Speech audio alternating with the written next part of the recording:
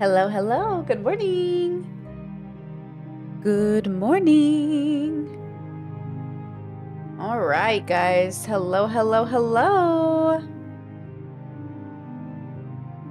Da da da. Ugh, isn't this so good? Beautiful relay.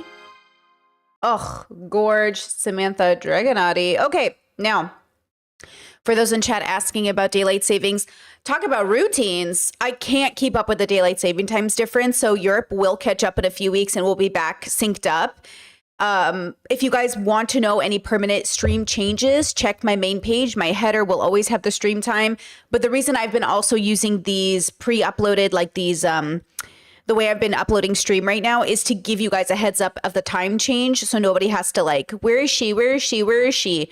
That's why I've been doing these, these little waiting room things for the streams. So you guys know stream is starting late. But yeah, we change in in a couple weeks. We'll be back synced up and everything will be back to quote normal. It's just like, it's 4 p.m. my time Europe. That's when I'm supposed to start. Getting to stream by 3 p.m. just throws my whole schedule off. So it's the daylight savings time. Okay, now, hello. I'm excited to have this conversation with you today. I have a bunch of videos lined up that I think will force us into really good conversation. But before we begin, I got a comment that I'd like to answer that I think should be answered. Okay, so I went ahead and I took a little screenshot. It says, Brittany, these days, because it's becoming really hard to recognize when to be compassionate and when to set boundaries. How do I know I'm not being cruel or dismissive in the name of being in the name of my perceived sanity? Or how do I know I'm not overextending for someone who would never show me the same kindness? And should that even matter? I don't like it here. Okay, great question. And I actually think they asked a very important question, which is, how do I know I'm not overextending for someone who would never show me the same kindness? And should that even matter? Okay, so this is a good question, right? So first and foremost, I was thinking about this because I got the question last night on one of my chats, and I was thinking, okay, how do I answer this? This is my recommendation for all of us, is that we first understand that compassion means to suffer with. So how we suffer with people matters. I might not be able to suffer with a Nazi's plight for white supremacy and the fear that their race might be wiped out, but I would be able to empathize with the idea of like losing a pet or a loved one or a child, right? My empathy can go to them in that regard, right? Nazis' children cry just like the rest of ours, right? So there's like a line in the sand about when we empathize with people. The reason this question came about as well is people were accusing me, Ethan fans were accusing me of not being empathetic enough to Ethan. I'm empathetic to his plight as a parent. I'm not empathetic to his paranoia over being Jewish. I'm not empathetic to his constant using I support Palestine as a way to get away with bigotry, right? Or to getting away with pushing propaganda. So I think when we sit here and we think about how to be empathetic, I think we think of approval. You can give empathy to people you don't approve of. And I think we need to be empathetic to people's specific contextual situations without us having to approve of them as people. And I think this gets lost in the sand. And this is what's really hard about introspection, extrospection. And this is difficult even for me because I see very bad people and I know they're just like everybody else. It's hard for me to not want to show them love and compassion and hopes that they get better. But then you have to put a boundary down, which is not an ultimatum. It's not telling them what to do. It's telling you what to do at a certain point. Even though I can look at a bad person and know they were a baby and a child and a teenager and a young adult and a person trying to make it through life like the rest of us, I also have to put down a boundary for how I interact with them, how we all interact with them, right? So it doesn't matter if people give us what we give them back. What matters is that we do the right thing no matter what everybody else is doing. So if you're hungry, I'll feed you, right? If you're cold, I'll clothe you.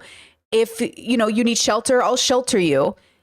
but none of those things have to do with me approving of you. Now, how do you take this as a person who grew up religious and is now very not religious? How do you understand that depending on the bubble you're in, this sounds different to different people? My parents, as an example, very anti-LGBT, but would always extend a place to stay, money, clothing to their gay kids. But they'll never vote for our civil rights. They're not interested in promoting our quote lifestyle, right? Like, they have enough compassion to say, I love you, but not your sin. Same with my brother. He'll say, I love you, but not your sin. Because in their belief system, in their bubble, there's no truth outside of this religious text. And this religious text says to be anti-LGBT. Okay. How do we show compassion to one another? I think we do the basics, right? But the basics to me are different than the basics to them. My basics includes your civil rights and liberties.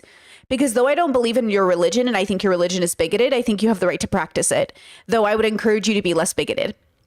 But in their world, regardless of how compassionate and loving they want to be to us in general, they don't want to show us that compassion through the legal system.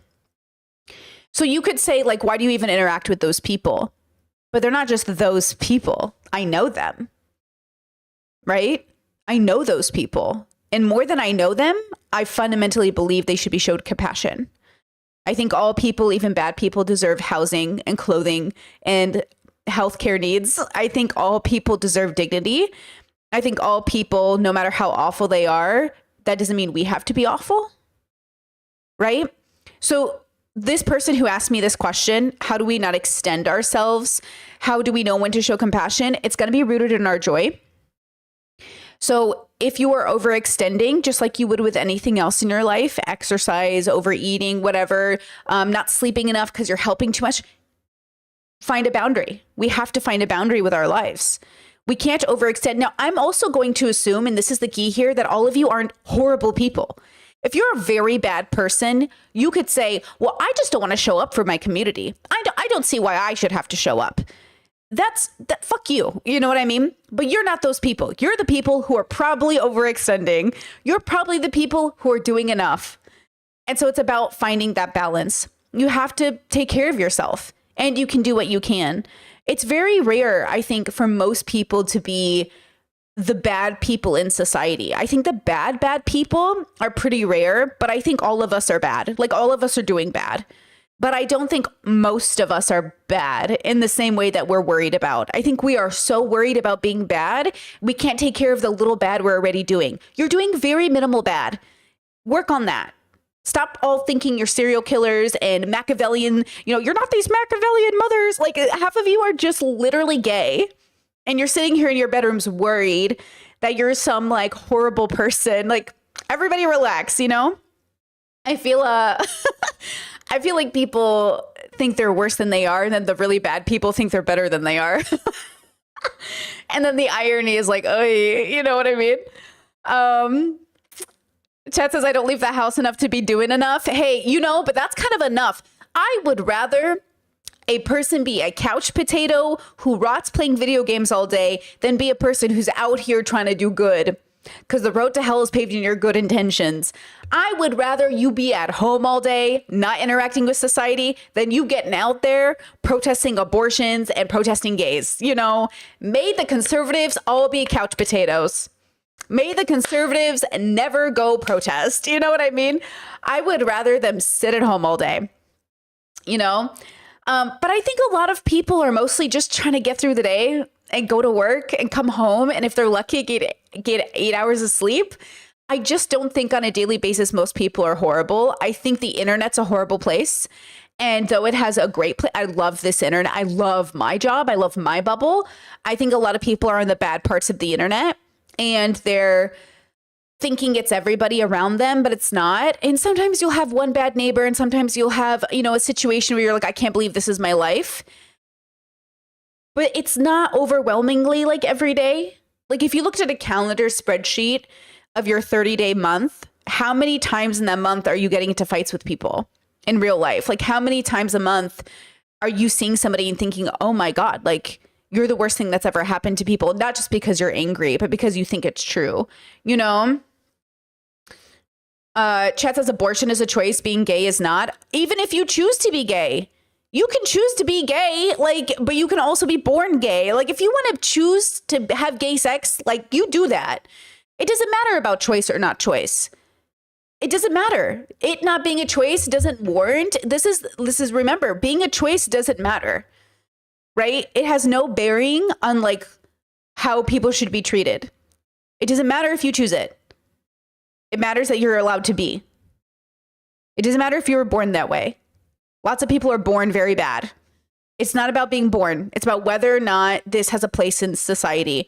And it's always had a place in society. It's always existed, but it also manifests in very positive, good ways. You know, very positive and good ways. Like, it's really, really great. Because remember, even in Christian, Catholic, Muslim bubbles, they'll say, well, even if you were born gay, that's the burden God gave you and you have to figure it out. They don't care if you were born gay. It's not going to help with the conversation. And then it takes away from the fact that lots of people are in gay relationships, but don't even feel like they're gay technically.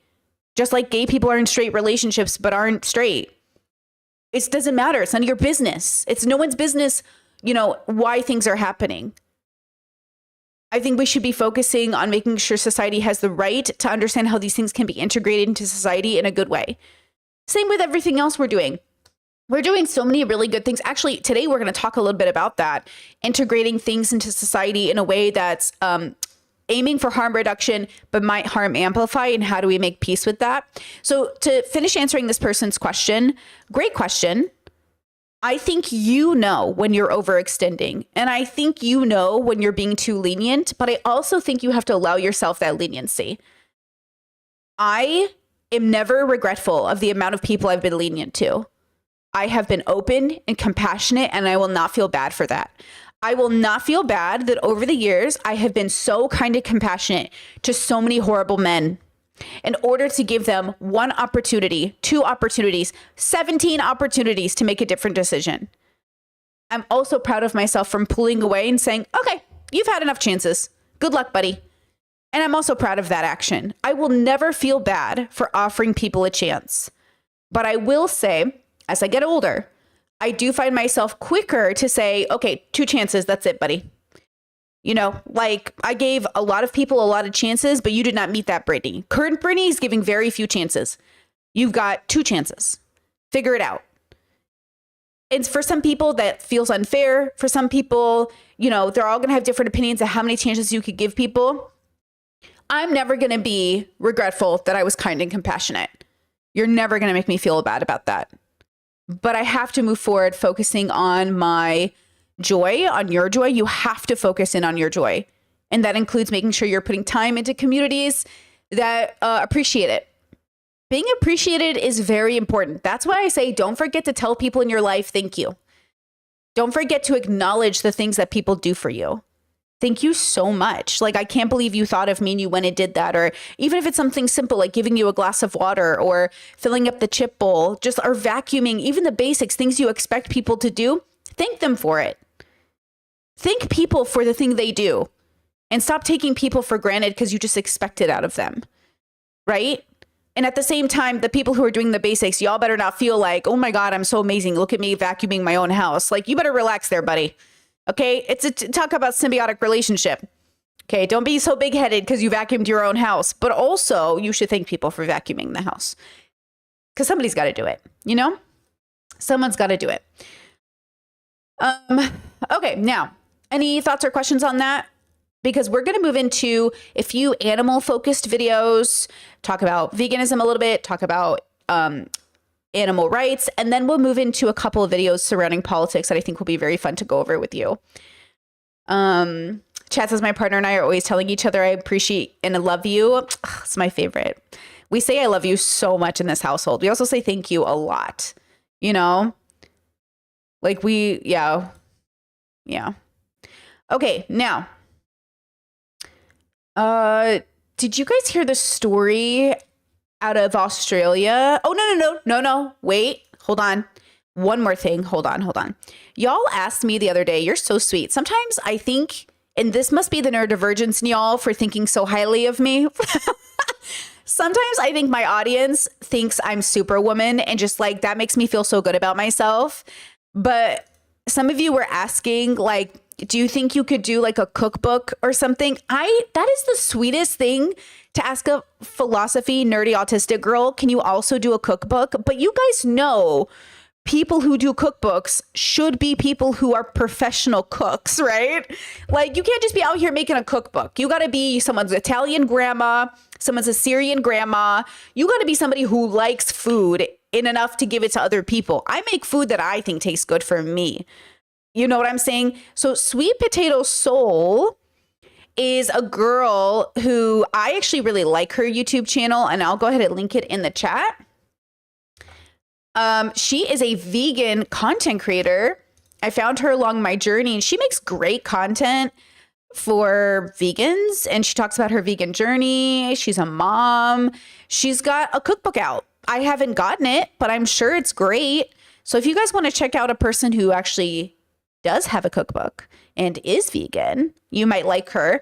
But I really like her YouTube videos. They're very short, very concise, very like digestible. You know, they're very good. So you guys can check her out. Okay, now let's talk about this wombat. Wombat, okay? Oh, chat says, Brittany, you've been helping me with my sobriety from alcohol. Just thought I'd share. Truly, there's not many people who influence my life so positively. Thank you. Thank you. That's great. Thank you so much. I appreciate that. That's great. I love that. I love that. Chat says, thank you. Thought whether to say this. We are happy you are here. Thank you. Thank you. Thank you. Okay, guys, this wombat story is crazy.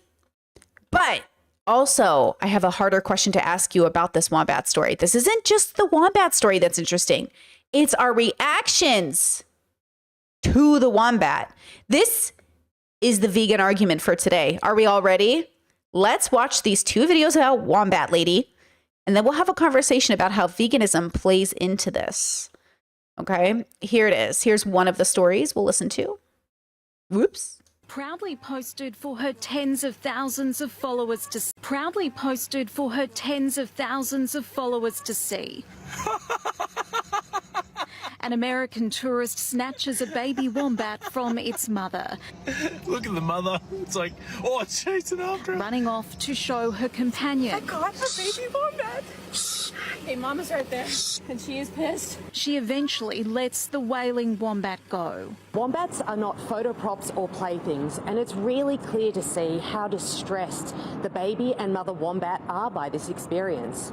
A self-described outdoor enthusiast and hunter, Sam Jones has taken down the video and locked her profile, but the clip is still circulating online with plenty of feedback. Wildlife rescue group Wires says the behaviour is in breach of animal cruelty protections, though laws do vary between states. All Australian wildlife is protected by the Environmental Protection and Biodiversity Act. So all Australian animals are protected. You're not allowed to pick them up, you're not allowed to interact with them, and you're most certainly not allowed to cause harm or distress to them. It's unclear when or where the incident occurred. That baby is maybe sort of 9-10 months old, literally being yanked away from its mum and then held up for display on a camera. It's pretty horrific. Okay, now, second video I want you to watch the same topic, okay?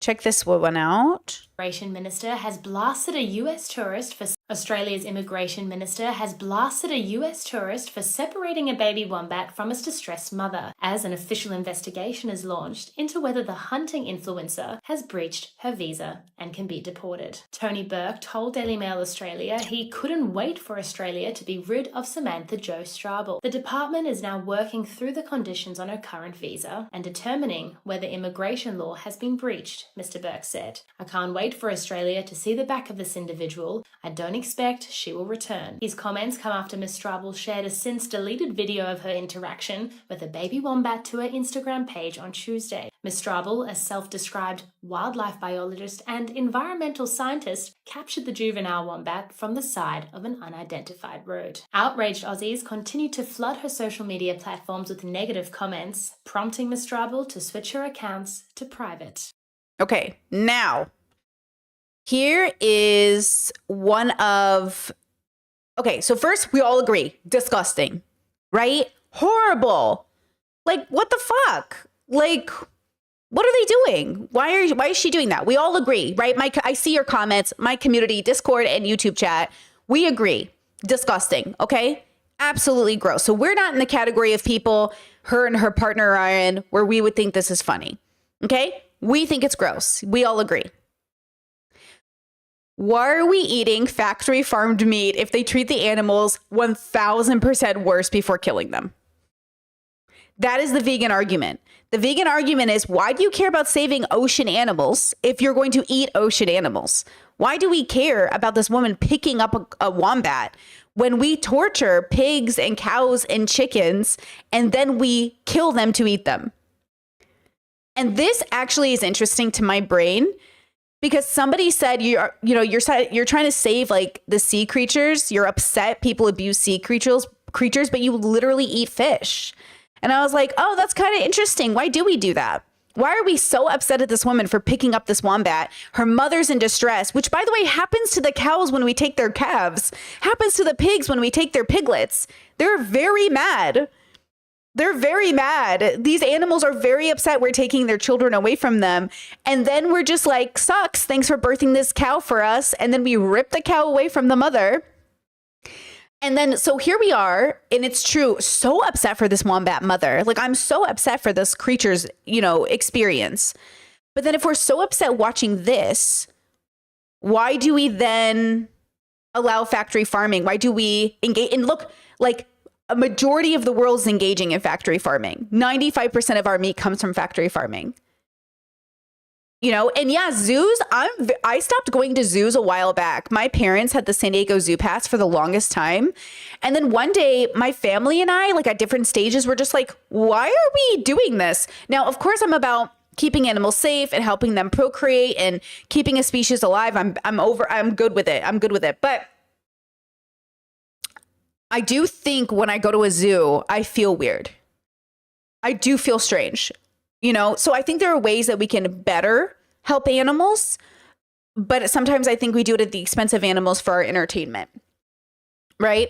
Discourse says, be careful, Brittany. You may attract dead brain meat eater arguments now. I get it. I'm just asking, I'm not even saying you shouldn't eat animals. I'm saying, why are we so upset over this wombat story? Because I am upset about it. But I was engaging in eating factory farming. And a big part of it, I think, is honestly saying out loud, I'll be real with you. How many of you guys have seen factory farming videos? Because I had not seen that many. I mean, you see the PETA videos growing up a bit and you think, okay, but like, I never really watched pro factory farming videos show factory farming videos until I was like, this journey. And I was like, oh, even the videos that are pro what they're doing don't sell it well. So like that cow video I showed in my podcast about the mother cow having her, being milked and they have babies after baby after baby. I was like, they're trying to sell this to us like it's positive, but I just feel heartbroken.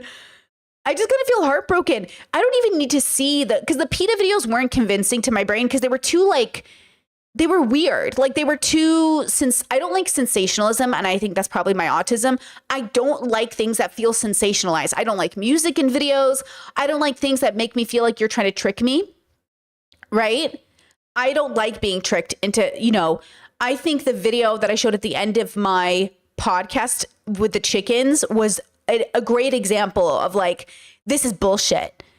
This is not how we should be killing animals if we're killing them. Like everything about that chicken video for me was like, oh, this is not only inefficient, it's offensive. It's spiritually offensive. It's ethically offensive. It's just not good. And this isn't even like, not to be so woo-woo, but like, oh, this is not having a relationship with our food. This is having a disconnect from our food. This is the opposite of having a relationship with our food. The way they put these chickens and they, and they cut their heads off and it's just horrible. It's really bad. So, this kind of begged one of those questions. Now there's one more video I do want to show you that also is another conversation we didn't quite have in the podcast video. Okay. Chat says, did you guys know the wild boar have been shown to experience generational trauma? Yeah, but the wild boar kind of got Old Yeller's sick, so you want to talk about generational trauma, I'm just kidding. That's sad. Okay. We have two big animal videos. One big animal video we're also going to watch on animals after this, but check this video. Did you guys, you know how Trump said during his speech, his address to, I think, Congress it was, where he said, he was like, did you hear this? They're transing the mice. And I was like, they're not transing the mice.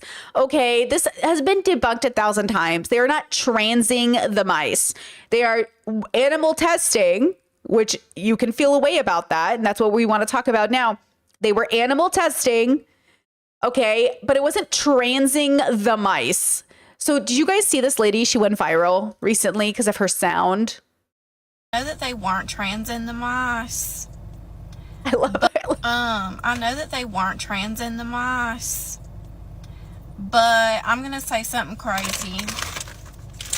Even if they were transing the mice, I don't care. Because it was for Alzheimer's and cancer research. Okay? If they have to trans every single mice, then that's what they have to do so that they can cure the Alzheimer's and the cancer. If I don't care.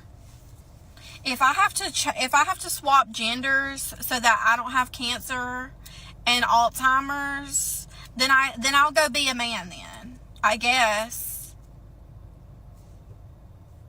Like, as somebody who will definitely get Alzheimer's if cancer doesn't get me first, definitely and for sure, because it runs on both sides of my family so deep. Like, everybody that survives cancer in my family that gets old enough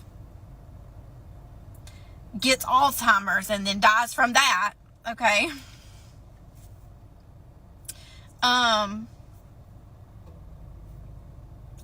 As that person, I don't care. Trans all the mice. I don't care.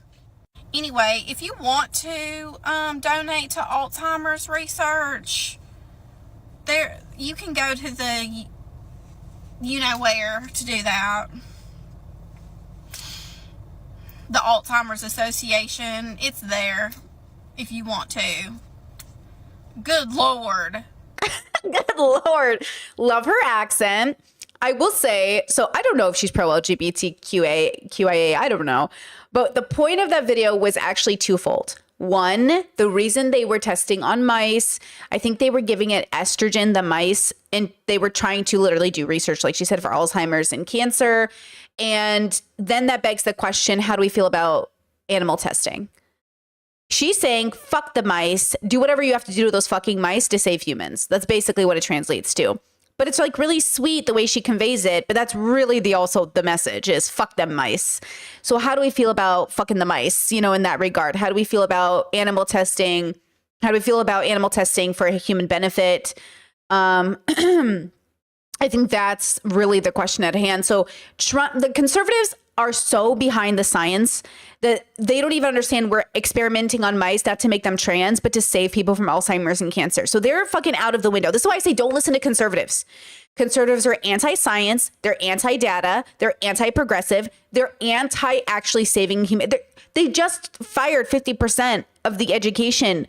They're getting rid of the Department of Education. You know what I'm saying? They are not interested in the science. They don't even understand why we're experimenting on mice. In some ways they should be pro-experimenting on mice because we're going to save, Trump in 5 years when he finishes out his Alzheimer's diagnosis. Anyways, the point is, okay, him and Biden are going to be like a little old people house. They're like, who are you? Who are you? Who am I? Who are you? They're not even know who, these mice might be the reason they don't have to get Alzheimer's. So I think it's a hard conversation to have, so fuck the conservatives because they don't have an opinion. They don't even know how to save themselves. Liberals, progressives, vegans, how do we feel about experimenting on animals in hopes to save people? Mice are really smart. Rats are very smart, right? Rats are very smart. They don't live very long, but they're pretty smart, you know? So part of me as a human thinks we should do whatever it takes to protect the species, but not at the expense of the whole of animal species. I would feel pretty bad about them not consenting to be experimented on. But I also wonder what that means. You know, this is the part where things get a little bit more difficult. Now, of course, how many illnesses and diseases do we have to contend with that wouldn't have existed if humans also didn't contribute to the amplification of those diseases? So that's the other thing.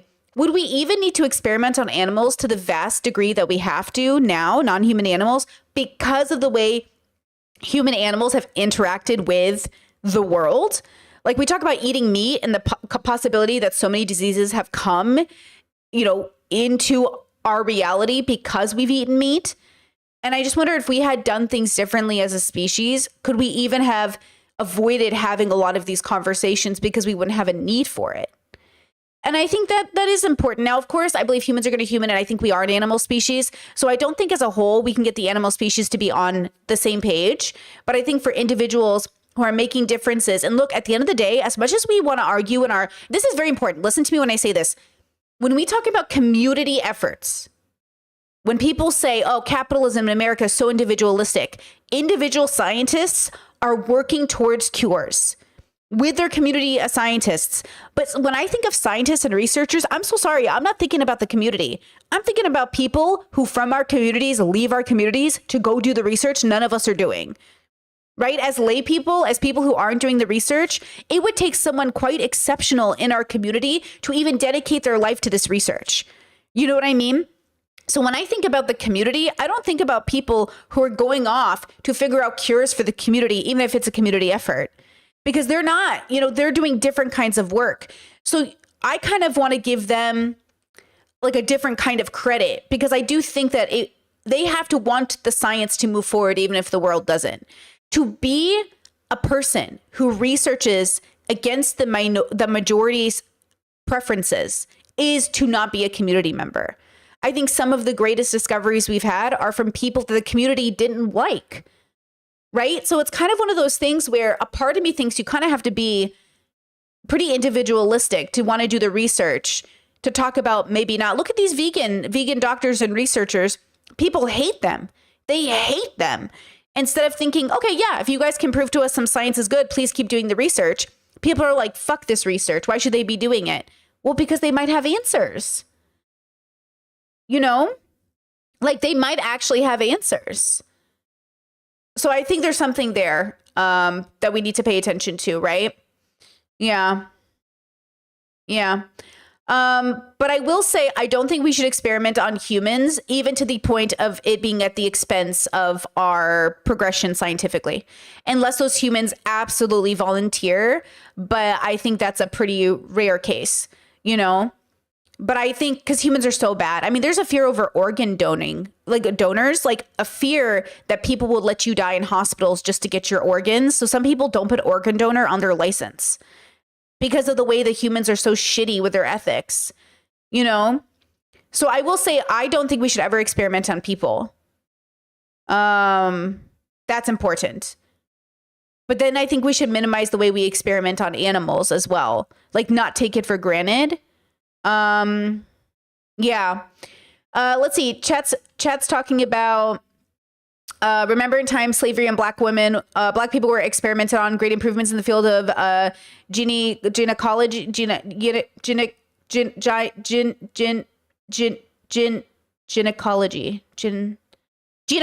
Guys, help me. Am I saying it right? No, gynecology. Thank you. Were made from the backs of black women. I actually heard that. I was listening to a white gynecologist that would experiment on black women with no narcotics or numbers and would cut them open. And it was horrible. It was absolutely horrible. Like, it was just the worst video I'd ever heard in my life about the history of experimenting on black women. So I just want to make sure we're not doing experiments on people But I also think we should be having conversations about the way we experiment on animals. And I'm not saying we shouldn't experiment on people forever. I'm saying we're animals. I'm saying the way we do things is bad. This is what I mean. Humans, we're cruel. We're cruel as a species. We need to stop giving ourselves so much credit for being like these great humanitarians or great compassionate people. And this is why Christians get to rewrite their history and pretend like their communities never enslaved people or forced them to be Christian or killed people if they didn't convert. The idea that they think only Muslims have some extreme people in their communities, when Christians throughout history literally would kill you if you didn't convert. You know what I mean? Christian people are even said to have genocided parts of Jewish communities. So no wonder none of us are getting along. You know, if you go back far enough, we all kind of like fucked over each other because humans are that's what humans are. Listen, I remember being a person many, many years ago who just wished like violence was always my retaliatory expression. Violence was always my solution to everything. And now as I'm moving forward with violence not being the answer, people are also mad at me. I can't believe you're not choosing violence. I can't believe you wouldn't want to kill a motherfucker. I can't believe you wouldn't want to kill that person. Do you hear yourselves? You think you're fucking Liam Neeson and Taken? And that's the other thing. I was watching Liam Neeson clips from Taken this morning because it was showing up on my TikTok. And I was like, yo, the way I ate this movie up, the way people eat this shit up like this would ever be your life. No offense, dude. If your daughter is getting taken by sex traffickers, you're never seeing her again, probably. You're not Liam Neeson who's going to drive a boat into some fucking Albanian's room and fucking kung fu your way into saving your daughter. And that's the problem with conservatives. They watch these movies and really think this shit. They're like, oh yeah, that'd be me. That's what I would do. You wouldn't do shit. You'd be in the same position everybody else is, crying in a therapist's office, crying in the arms of your priest because your kid got taken and you don't know where the fuck they are. I think we genuinely think, because we love a good story, that we are the exception, that we are the main character in every story. That when we even read Bible stories about the prodigal son, like we think we're the prodigal son, or we think we're King David, or we think we're like, oh, the cool people, whoever the cool person is, they're like, that's us. That's me. I walk on water too. It's like, okay. Like everyone always thinks they're the exception. You know?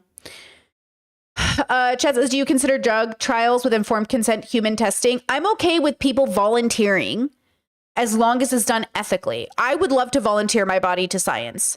I would love to donate my body to science. I wouldn't even mind if somebody, you know, was like, hey, we're trying this like unorthodox treatment for this thing, but we have some backing. Do you want to be a part of it? Maybe. You know, I don't care if humans in an ethical setting are able to participate in scientific endeavors. My issue is with what scientists have done in the past, which is abuse their clients, kidnap people, make them slaves and experiment on them. Like, that's what I don't want. And those people were just like us. Those people were not different from us. It's not like, oh, people who were experimenting on their slaves, they were just like different people. They were not different. They were just like us. Our brain capacity was the same. Our moral capacity was the same. Nothing was different. Nothing was different. So remember that. That's why I do, you know, have hesitancy around trusting people to participate in testing, because, you know, it's too risky. But at the same time, I understand we have to make some. You remember that episode of House? Do you remember the episode of House where one kid was dying and the other kid was a match, but they couldn't extract the bone marrow without really torturing the kid? Fuck that other kid. That other kid can die, bro. The idea that you have to torture one kid to save another, fuck that kid. He can die. You know what I mean? Like, if you have to torture your one child to save another child, fuck that kid. Or My Sister's Keeper, where they literally had a baby just to become a donor for the first baby. Fuck that baby. Like, y'all are trying to preserve life way too much. You know what I mean? That's crazy. Y'all try, like, why are you trying to preserve it so badly? And that's also the problem with people is like, there was an anime, I forget what it was called. I feel like it was Codebreaker or something. I don't know. I don't remember. Where this old man kidnapped all of these children to experiment on them to save his daughter. You can't be doing this. You can't experiment on other people's kids in hopes to save your kid. Like, that's not, you know, when parents say, I'll do whatever it takes to save my kid, that is not one of the options. That is not one of the options. Okay? You can't do that. Okay? You can't do that. And sometimes I think people forget that. I do. I think people forget what it means to do whatever it takes to save your kid. That is not one of the options. Okay. So just food for thought, just something to think about. Like I said, I've always tried as a kid not to use any shampoos or conditioners tested on animals, but I certainly have probably benefited from medicine tested on animals, you know, and we need to just ask ourselves, how do we maybe bring down the number of testing, talk about ways to do it that aren't so horrible, because I do think some of the experiment we do with mice and rats are really amazing and don't necessarily have to be harmful to them. But at some point, maybe, you know, life-saving medicine comes at the expense of animal life, non-human animal life. You know, Discord said, I was shocked when I learned a lot of birth control isn't vegan. Well, there you go. And look, that's another reason, like, I can't truly be vegan, because at the end of the day, I do value human life over non-animal life, but not, like, again, not one-to-one, just generally. Just generally. Like, I'm going to use birth control, even if it's not vegan, because I think bringing another human into existence is, like, I think it's more harm than good unless you're prepared for it, and to some extent. But again, in, like, a better world, this is the thing, is, like, I know we're not there yet, but I would love for us to get to a point where we can harm reduce just better than we are now, even if 1%, right? I don't know. Yeah. All right. Now, let's watch this video. This is by, do you guys know Caitlin Daughtry? This is the Ask a Mortician lady. And I'm not subscribed to her, but I've always liked her, but I just, you know, her content's not exactly for me all the time. But she has a really interesting video on the death rituals of grieving orca mothers, or mother orcas, came out 2 weeks ago-ish. And I haven't had a chance to watch it all the way through. And I thought, oh, this might be right up our alley to talk about how non-human animals mourn. I think this is so important to have those conversations. Animals do mourn their offspring. Not all animals. Same with humans. Not all humans mourn their offspring. Not all non-human animals mourn their offspring. I really do think it depends on, like, I'm telling you, some humans are having a connection and some animals are, non-human animals are having a connection, but not all. That's why I don't choose animals or non-human animals over humans. Like, it just doesn't make sense when I prefer some animals to some animals. I just, you know what I mean? But overall, I am a human, so I value my species, and I do value the dignity and that I think we deserve more than maybe the dignity another animal deserves, but not really, you know? Okay, let's go ahead and watch this video. Ooh.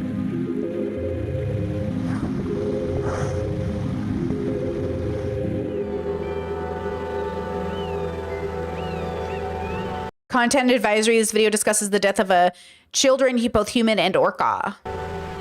For a southern resident killer whale, there is nothing more important than the birth of a new calf. The southern residents live in the Pacific Northwest, primarily around Washington and British Columbia. Their primary food source, Chinook salmon, has been in sharp decline due to overfishing and habitat destruction. There is more pollution in their waters, more boat traffic, more noise, more stress, all of which has led to more miscarriages. Studies show that up to 75% of pregnancies in this population fail. This pod of killer whales, you might also know them as orcas, they can't afford to keep losing pregnancies. There are only 73 southern resident orcas left. They are a closed population. They only breed within their own group, meaning you can't just import an orca from Norway or Alaska for breeding. That's why it was so thrilling when— Isn't that interesting? These orcas are like, you're not in our club, bro. Like, see how animals, non-human animals, have preferences? They're like, nah. I'm just saying, you know? 20-year-old Tahlequah, scientific name J35, was about to give birth. The calf had gestated inside Tahlequah for 17 months. And after Tahlequah's daughter was born, she was a tiny replica of her mother. Well, only tiny when compared to her mother. Orca infants are 8 feet long and over 300 pounds. Immediately after the calf's birth, the mother and child were spotted swimming together, but the joy was short-lived. The baby would live less than an hour. Oof. After the death, the lifeless body of Tilaqua's calf would sink beneath the water. Over and over again, Tilaqua would dive to retrieve her baby, pushing it back to the surface. She nudged it along with her nose and gripped it with her mouth. Tilaqua seemed dedicated to the project of staying with her calf, and her pod never left her. In fact, they seemed to support her. Orcas live in pods known as matrilines. These pods are traced through the females, several generations of whales that stay together for life. Males in the group may stray to mate with other females, but Whores. they always I'm just return kidding. to their matrilines. Sorry. I'm just kidding. Their mother. A resident of San Juan Island reported seeing Tilaqua at sunset with her dead calf and a group of 6 other female whales. The person described what they witnessed as the pod gathered at the mouth of the cove in a close, tight-knit circle, staying at the surface in a harmonious circular motion for nearly 2 hours. As the light dimmed, I was able to watch them continue what seemed to be a ritual or ceremony. They stayed directly centered in the moonbeam, even as it moved. Days turned into weeks, and still Tilaqua would not give up her calf. Her little body began to decompose. Her skin sloughed off, the soft tissue, especially around the mouth and fins, broke down. The gradual disintegration made it harder for Tilaqua to carry the body intact. But Tilaqua persisted, readjusting her small body when it slipped away, lifting it back onto her head. For the first week she carried her calf, Tilaqua hadn't been eating. At last, she allowed other members of the pod to hold and float the calf for her, while she took short rests. Tilaqua carried the small body for 17 days, traveling over 1,000 miles. People from all around the world followed her journey. They seemed to relate to it. An orca bearing her daughter over such a distance was a visual representation of a sadness that we all carry after a tragic death. This really shocked some people, but this behavior is not unique to killer whales. It's seen in many ocean mammals. Orisso's dolphin calf was carried so long by its mother that by the time a human recorded the behavior, the calf was in such an advanced state of decay that it was missing 90% of its skin. When an Indo-Pacific bottlenose dolphin calf died, biologists tied a rope around the calf's fluke to drag it to shore for burial. An adult female dolphin, presumed to be its mother, followed alongside the calf and then waited at the shoreline for days. There's a temptation to anthropomorphize, to attribute human characteristics and rituals and grief to these animals. Like, whales and dolphins, they are just like us. Then there's the opposite extreme, which would claim that animals are incapable of feeling that kind of grief, that they just do it out of instinct. There's no real feeling there. I would argue something else, potentially controversial, which is that it is actually humans who are not capable of grasping what these animals feel. Killer whales are brilliant creatures with large brains, high levels of processing and problem solving, language, and deep emotional lives. The brains of killer whales have enlarged limbic lobes, the area that humans would use for emotions and the formation of memories. Their sense of self is not individualized, but intimately intertwined with the other members of their group. It is likely that the social bonds and emotional lives of killer whales are more rich and more complex than those of humans. This leads to the stunning theory that the death of a baby, the worst thing imaginable to a human parent and family, may be devastating for a killer whale in ways we can't even understand, especially since the previous years had been horrible for Tilaqua's pod. 2 years prior, in January of 2016, Tilaqua's sister, known as Polaris, was looking thin and sluggish, a researcher describing her as super gaunt. Polaris was the darling of the J-pod, easily identifiable by the nick in her dorsal fin. But whale lovers had to watch helplessly as Polaris continued to languish. By mid-October, Polaris was dead, leaving behind her pod and her young son, around 10 months old, a little whale called Dipper.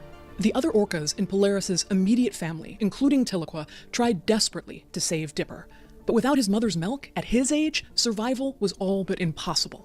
Tilaqua and Polaris's other daughter, Star, would bring salmon to Dipper and carry him to the surface of the water. His baby fin was covered in tooth rakes from his pod attempting to hoist him up for air. Sadly, Dipper needed milk, not salmon, and despite the best efforts, the calf soon died of malnutrition.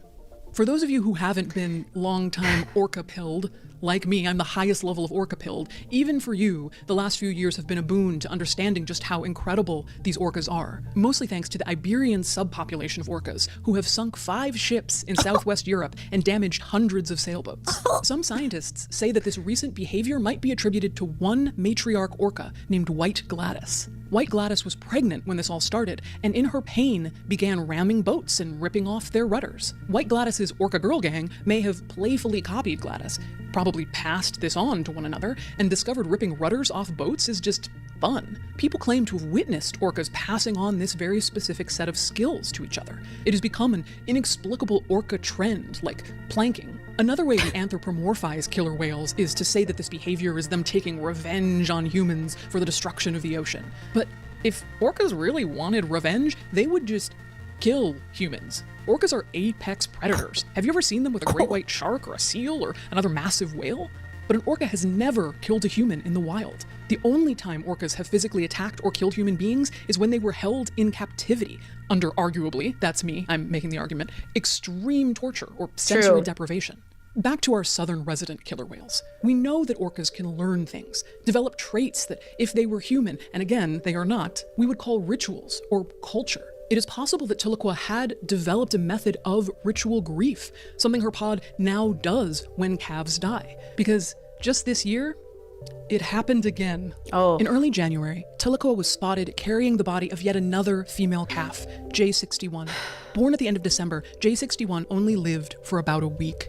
Repeating her heartbreaking behavior from 2018, Tiliqua carried J61 on her head, never allowing her body to sink, for over 2 weeks. I think Tiliqua's story, what she did after the death of her 2 calves, goes beyond just the relatable grief of being a mother losing a child. Something that we tend to do, especially in Western culture, is to put up boundaries and guardrails around our grief. In the modern funeral system, when a child dies, there is a belief that the kind thing to do is to relieve the parents of the burden of having to take care of the body of the child. The kind thing to do is to immediately take the child to a funeral home, embalm the body, present it back to the parents in a pink casket on a pedestal at a safe distance. But mothers, especially, have always been the ones to push back on this. They do not see their child as a burden. There's another story of a mother who lost a child that has always stayed with me. Sayomi Shito's daughter Chisato was at school on the day of the devastating 2011 earthquake in Japan. The earthquake was followed by the primeval tsunami that ripped through the town and left it stripped and blighted. When Sayomi was at last told that 11-year-old Chisato had been found, the mother assumed that meant she had been found alive. She prepared food and clothes for her poor, cold, scared girl. As she pulled up at the local high school, which was being used as a temporary morgue, she was told not to get out of the car. She ignored this and ran inside, where she was greeted by small, amorphous shapes laid out on tarps and covered in blankets. Sayomi described the moment she first saw her daughter to journalist Richard Lloyd Perry. Chisato was there. She was covered in mud. She was naked. I held her and lifted her up and called her name over and over, but she didn't answer. I rubbed the mud from her cheeks and wiped it out of her mouth. I had nothing else, so I used my clothes to wipe off the mud. Her eyes were half open. That was the way she used to sleep. But there was muck in her eyes, and there were no towels and no water. So I licked Chisato's eyes with my tongue to wash off the muck. But I couldn't get them clean, and the muck kept coming out. That image has haunted me since the first time I read it. The image of a mother licking the eyeballs of her dead child. And it haunts me, but it doesn't surprise me. The same way that carrying your dead child for over 1,000 miles doesn't surprise me. There is a raw, visceral grief that comes with the death of a child. They want more time to care, more time to interact, more time to accept this terrible reality, more time to engage in the role of mother. They want to stay with their baby, as Tiliqua did, as Sayomi Shito did. Now, this diatribe is coming from someone who was once in the New York Times with the headline, "Something I'm always trying to get you to do is hang out with dead bodies." So I am perhaps biased. But after a death, don't give up your child if you don't want to. Don't give them up until you're ready. That could be 2 hours, that could be 2 days. Tiliqua is not just a sad story. She's an example of what is possible. I'll leave you with a ray of hope and a ray of warning. Is that a thing? Our ray of hope is that J62, a seemingly healthy baby female orca, was born January 1st of this year. Tiliqua was seen traveling with both J62 and the body of her daughter, J61, but she is now no longer carrying J61. J62 has been seen bouncing along, and that little rascal is in our thoughts. Come on, J62, come on. The warning is that researchers at the Center for Whale Research have found that a southern resident female has the ability to produce a baby every 3 years, and it had been happening on average every 5 years. But now, many of the southern resident females have no babies at all. If these pregnancies continue to fail, or they wait too long to successfully mate, the group will become too old, and they will have to wait to die. There is a need to make changes, especially in salmon policy. Donate to killer whale groups like the Center for Whale Research, where researchers and volunteers lay all this out in more detail. They also document each and every member of the southern resident population. I get emails from them about these individual orcas, like parents get updates and photos from their child's nursery school about them eating carrots and farting. Like, they're very detailed. As always, thank you for your support on Patreon. Our last 2 videos have been demonetized. That's a streak. Let's go. That is frustrating, but fine because of you all and your generosity. So thank you. Ugh.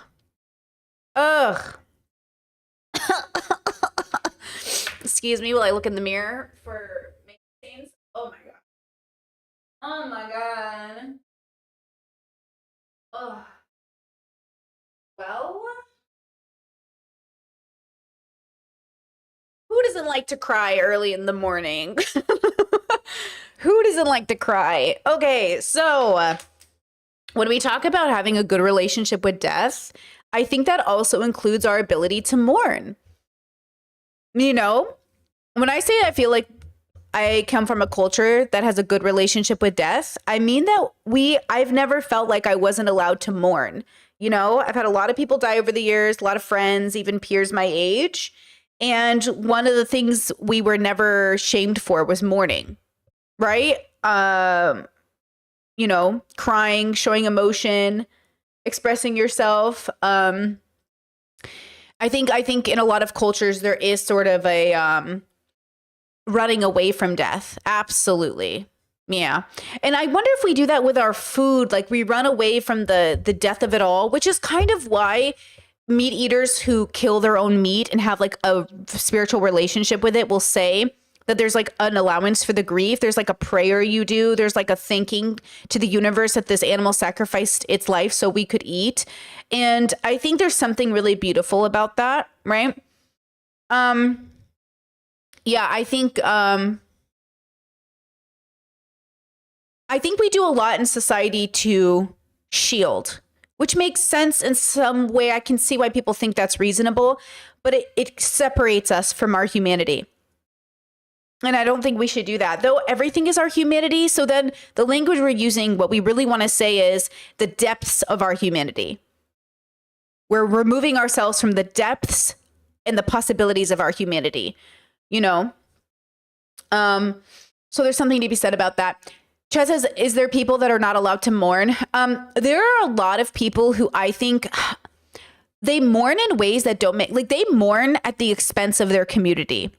They mourn at the expense of themselves. I don't think that's good mourning. Healthy mourning is a part of mourning, not at the expense of you or yourself or the loved one, but in conjunction with, in the joy of. I think healthy mourning looks like allowing yourself to grieve and feel feelings and then to let it go. I think in some communities, there's don't show any grief, don't show any mourning, or show mourning for the rest of your life where you never really mourned that person. If you have to mourn someone for the rest of your life, I don't think that's healthy. That doesn't mean you can't get emotional thinking about somebody who's no longer here, which is different. It is different. Bringing closure is so important because it allows you to radically accept what's happening. So communities who tell you to shut down and not show emotion, like don't mourn, I think they're doing a disservice to the community. Communities that say, if you don't, if you're not sad thinking about your dead child 20 years later, you're a bad person. That's none of your business. And also people mourn in different ways. Everybody has a different way of mourning. Even when I think about happy memories, I cry. I think about sad memories, I cry. I can cry thinking about good memories with my family, right? Like really good memories with my family. Sometimes you can feel the love so strong with people. It feels like you're in an anime of your own. That makes me emotional. That's actually usually when I cry in an anime. I cry the most in anime when people feel the most connected in the story. When they're there for each other, that's when I get the most emotional, So I thought this, like, I didn't know where the video was going to go because I only watched the first couple of minutes on my own. But man, that was nice. That was a nice grounding video to ask yourself, you know, the relationship you're having with yourself and animals. Now, what did you think about her idea of saying not to project our relationship with everything onto these whales? But I think that's what we do when we're trying to understand people, as we're trying to relate it back to something ourselves. Like a lot of autistic content creators, autistic people in general, are heavily disliked because they often talk about themselves when people are talking about their stories. But that's because they process information by processing it in relation to themselves. And I think like people should understand. That's where I think that's why I think empathy can be so strong in the autistic community, because we're literally like, that's our learned empathy. Like we're literally saying, oh, I know how you feel because I feel this way when this is my life, and that's how you feel, and I can feel your pain now, right? Like I feel like that's why some autistic people are very, very good at empathy, but then some neurotypical people get offended. Like if they're telling you a story and then you're like, oh my God, like this is how I relate. Let me tell you a story. They don't consider it sharing. Some of them think you're just taking over the conversation, which some neurotypical people do, right? You come to, you know, there's always that person, they're very rare, but who like make everything about themselves. That is different than the neurodivergent desire to share and overlap experiences to be closer. But sometimes they get mistaken for the other one, which is the bad one, which is like, oh, your baby died. You know, I had a baby once.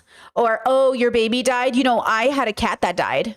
It's like, dude, that's not relating, you know? So you have to be careful about that stuff. Okay, let's see. Chat says, my boyfriend mourning his late wife by cutting up her clothes and sewing them into leather bags that he sells at his merchandise tables while he's on tour. He's a singer. Thoughts on this?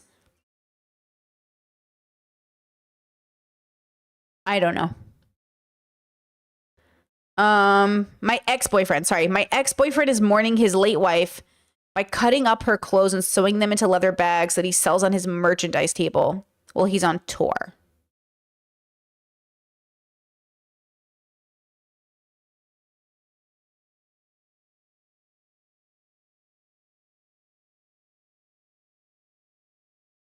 I mean, in some ways, recycle, reuse, regardless, because otherwise that clothing would just go in a landfill. So recycle, reuse. Do the people know that's what they're buying? You know? So like, you know what I mean?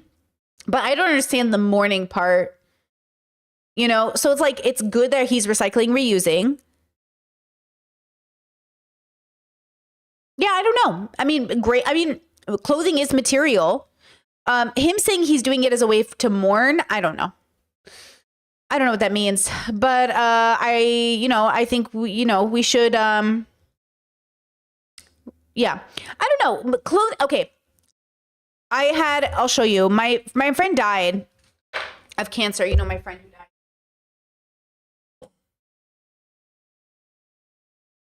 And the one thing he gave me was this jacket. It's really heavy. It's like a cowboy, Native American themed, like very specific kind of, like, it is like intense. And I brought it with me to Europe. It's very beautiful. It's like a very gorgeous, it's very gorgeous, Let's see here. And it's like, it's obviously a dead animal. It's leather.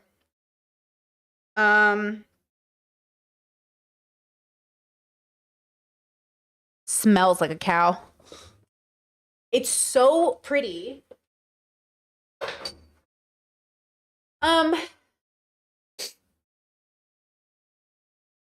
Everything else we just gave away. Everything else we just gave away because, it's just clothing and stuff at the end of the day. At the end of the day, we appropriately gave things to the people that we thought they should go to. But at the end of the day, like one day I might give that jacket away, right? One day I might give it to somebody. Because, my friend's dead. and he's not going to come back, no matter how long I keep that jacket. But for now, I don't want to get rid of it, and I like it, and I wear it. And maybe one day I'll give it to someone else, or maybe I'll keep it until I die, and then it will go to somebody else. But it's going to go somewhere eventually. It can't be mine forever. And I don't think it's wrong to eventually give things away. I also think it's dangerous to, you know how you see these couples who they're in the mourning process and they keep everything from their ex-loved one, including their side of the bed isn't even touched. It's like, Habibi, we need therapy. I get it, but we need therapy. You know, keeping all of your partner's clothes, keeping the smell of them alive in the house. There is an appropriate time where that's acceptable. And then after a certain amount of time, I want to make sure that we're not creating a stagnation in our life, you know? And, yeah, I think I don't think there's a lot of right or wrong ways to mourn life. I think it's cultural and specific and nuanced and subjective. So please do whatever makes sense to you and your family. As long as we're being healthy, I think there's so many different unique ways to mourn people, you know? Yeah. Yeah.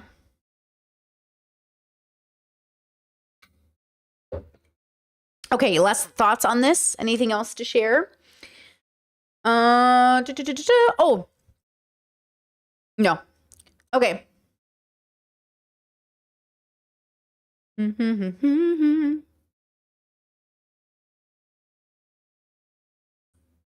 Hold on, I'm reading chat.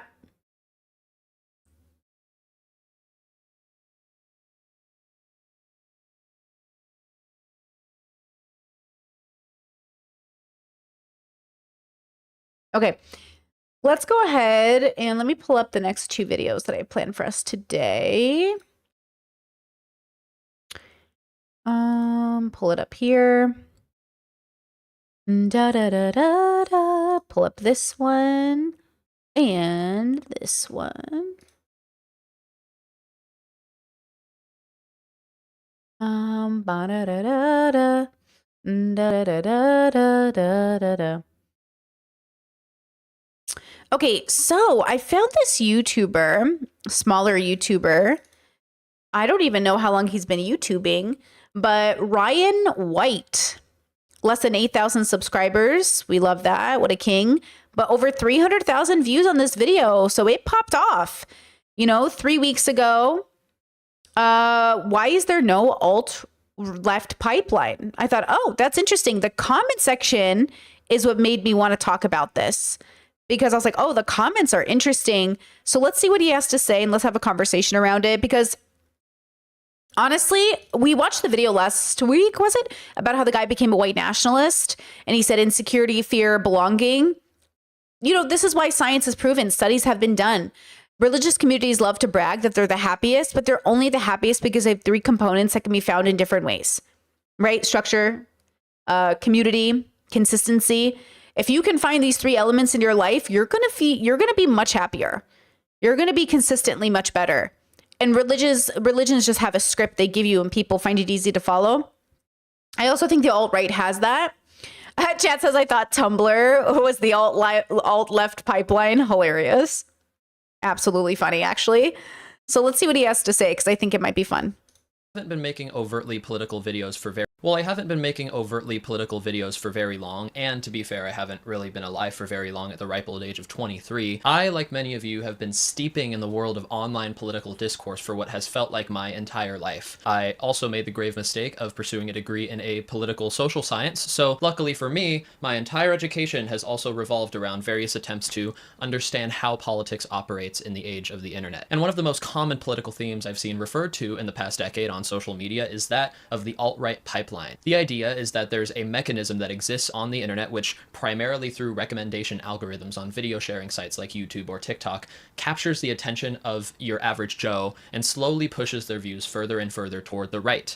Now, In academia, the alt-right pipeline term refers specifically to this algorithmic mechanism. However, I think most of us use it in a more broad way to sort of refer to the process of radicalization that can occur not just on video sharing sites, but on other social media, forums and chan boards, and in certain offline local communities as well. And while there is a lot of media out there talking about the concept of the alt-right pipeline and how it works, I want to pose a different question today. Why is there no alt-left pipeline?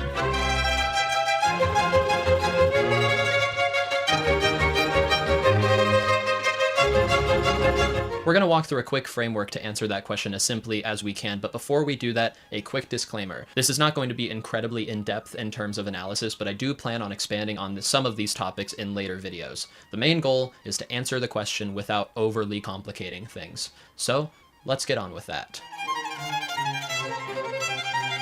There's a pretty logical through line that we can track in order to figure out why the alt-right pipeline works, and by negation, why there couldn't be a true alt-left pipeline of a similar nature. First, we need to sort out what the goal of a radicalization pipeline is. In my understanding, its goal is to capture the attention of one who is relatively disinterested in politics, the majority of people, and not only make them interested in politics, but eventually interested in radical politics and political activism in favor of the community that radicalized them.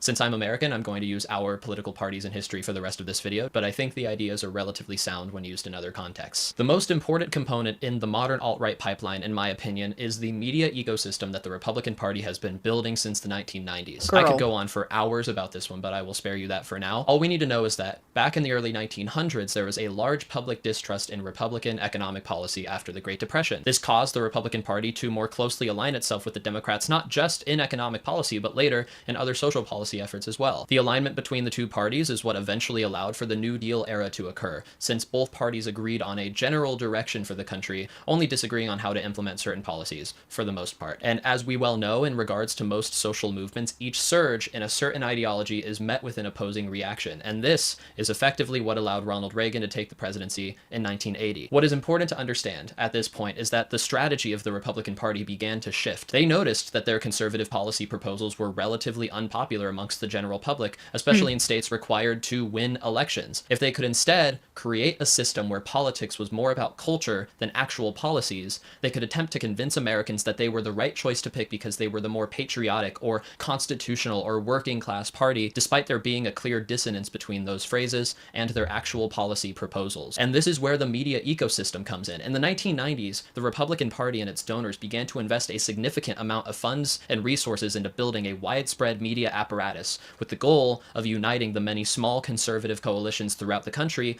under a single narrative. The idea was to convince anyone from business owners to evangelicals to even your average dissatisfied American that the establishment Democrats were coming to destroy the very fabric of the United States and that the small town Republicans were going to stop them, so long as you donate to them and vote for them. This media narrative also consisted of broad moral panics, reimaginings of American history, and an oddly postmodern skepticism and pessimism not only about the Democrats, but also any Republicans that might sympathize with their causes. And this narrative caught on like wildfire, whether it be on AM radio with Rush Limbaugh or cable news with Sean Hannity and the Fox News crew, and it served as the foundation for the Republican strategy on how to win elections. If you can't make people vote for your party, make them vote against the other. Yeah, I've been really thinking about how Republicans are so good at pretending they don't care what celebrities think about politics, even though everyone is a celebrity in the Republican Party. That's how Republicans make it a thing. That's how everyone makes it a thing, is they turn you into celebrities. And so that's kind of the irony, is like, how do these Republicans live when all of their bases are being fired up by celebrities?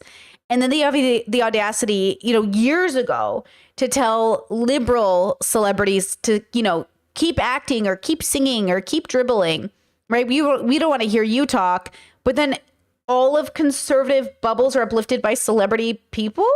And so that's what they do, is they do something and then they blame you for doing it. It's like, the way like their constituents just eat it up. Like the way their constituents eat it up is the disconnect for me. And I would say that when I was like a Republican and a teenager, I'd be like, why does Laura Ingraham and all these people keep saying, shut up and dribble, or Ann Coulter or whoever? But we literally have like all these celebrities showing up at all of our events. Like, I don't get it. And then my parents would say, well, if they're going to have celebrities, we're going to have celebrities. I'm like, but we've always had celebrities. Ronald Reagan was an actor. Arnold Schwarzenegger is an actor. Like, Trump is an actor. Like, at the end of the day, they're entertainers. They're, you know what I mean?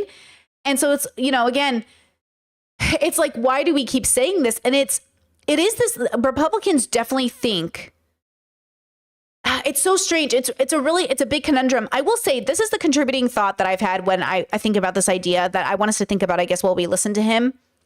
It's Brittany's belief, my belief, is that two political bubbles, two bubbles are progressives fail in this way. Leftists can fail in this way. Liberals, Democrats definitely fail in this way, where they think that's the end. Okay, I'm a liberal now. I did it. Done. And I'm like, nope. There's like, you're done if you want to be done, but like there is more to deconstruct. And they're like, I'm done. Same with some progressive, like the communist-y, like Madeline Pendleton, whatever her name is, that girl, kind of like that non-binary, they, them, I think. They, them kind of people where there's like a limitation. They're like, okay, I did it. I'm a communist. Done. I was like, no, there is something after. The limitations of our political identities are within the constructs of those political bubbles. That's why I say you exist outside of politics. It's why when people say, like, Brittany, I can't exist outside of politics, but you do. Whether you know it or not, you do exist outside of politics. You came first. Politics came second. Politics exists because of us. You know what I mean? So, but it is within our nature to build and to have these systems. And we built it. We did it. Like, we are proof that it is a part of our nature. So all of these conversations we're having are limited to this bubble. That's why a majority of people aren't interested in politics. That's why our bubble is so weird on the internet. Like, we as a community are so strange. We're a group of people who come here every day and we discuss philosophy and politics, the two subject matters that most people do not give a fuck about, even though they all kind of pretend they do. They don't. The data shows the amount of people that show up to polling, protest, who read philosophy books, who actually like philosophy. No, they do not. Okay. We wonder, like, what is the mainstream and why do some people hate it? Because the mainstream has to be the most digestible take for the most amount of people. And what are the chances that people talking about politics or philosophy are going to be able to go mainstream? Now, the only way you go mainstream through these means is to pick a side, go so hard and never deviate, which is why there's a ceiling to these kind of this momentum we're building. There's a limitation. Good news is we're never not going to ask the same questions for the next 50 years. So you can make a career, you can make a living asking the same questions for the next 50 years. What did I just see recently? And I was like, man, I love that we're still asking ourselves this question. Oh, it was about women voting. Should women have the right to vote? And I was just like, man, I should just make a career talking about that for the next 50 years. Do we think women should have the right to vote, guys? Should they just be doing the dishes? You know what I mean? I could keep that up for the next 50 years and make enough money. That's a joke. I'm not going to do that. You know what I mean? Chet says, isn't it a privilege to not care about politics when politics is now is toying with human rights or throughout history? I do not think it's privileged to not think about politics. I think it is privileged to be able to engage with politics. I actually think you have to have enough education and privilege and the right biological experience to even be interested in thinking, what if?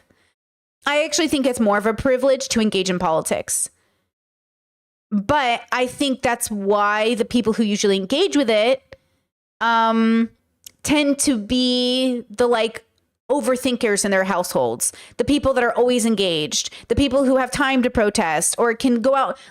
There is some point of it that is privilege. It's educated people with degrees. This kid right here who went to college and majored in politics, and in political science. So I think it is a privilege, but I think it is a privilege to be aware of politics and not engage. So hear me out. I just recorded episode 4 of Love is Blind. I'll have it out for you guys after stream. Hopefully I'm going to edit it. I'm going to finish editing it. And something that happens in that is that privileged people who know about politics choose to turn a blind eye to politics, which is not the majority of people. When they say the majority of people aren't interested in politics, those aren't people who are even aware of it. Those are people who can't even process it, who are in a different world. The people who know about it and then don't engage with it, that is privilege in a bad way. That's you having the privilege to not pay attention. Versus the majority of people, like, guys, I know this sounds crazy, but you know, my farm brother, he has no idea what's happening. He is just on his farm with his family going to church. If you told him, if I went to him and said, hey, did you see what happened with Zelensky and Trump? He'd be like, what are you talking about? He's just trying to wake up at 4 a.m. and get to the farm. He is not paying attention. Now, in some ways, it's because he's privileged enough. He makes enough money enough. His industry is secured enough. He doesn't have to. Also, he 100% doesn't need to pay attention to politics because he knows how he votes every time and he doesn't care. Though he did actually not vote this time around because he forgot. Which is kind of funny. I was like, you forgot to vote? He's like, I did. I was like, well, I guess that's good. And he was like, I mean, I forgot to register to vote. So when I went to vote, I couldn't vote. And I was like, well, there you go. And he was just like, whatever, Trump won. And I was like, but he doesn't know. Like, he doesn't know. He's ignorant. And I think at the expense of his siblings and maybe even his kids. So in some ways, he's privileged enough because he makes enough money not to pay attention. And in some ways, he's just like naive in a sense where it's like almost frustrating because he's exactly like, you guys have to understand, life turned out so perfect for my brother that he's everything a Republican dream wants him to be. High school educated, making $100K a year easy, more than $100K, 5 kids, natural births at home. Okay. Goes to church every Sunday. Like, Republicans should use him as like a fucking, see, this is what you want, Republicans. He is exactly what they want. He is proof that you can have what you want in America without doing all that liberal stuff. And I kind of hate it sometimes because I'm like, good for you, but also damn. You know, damn. You know? And I will say, having a natural birth at home with a doula, it's fucking so good. Our hospitals are fucked up. Like, it's really fucked up, the hospitals and the way that they work, but you have to have the hospital on call as well. So my brother has the hospital on call. They have a doula at home. The doula makes money. I mean, how do you think we'd be having babies all these years?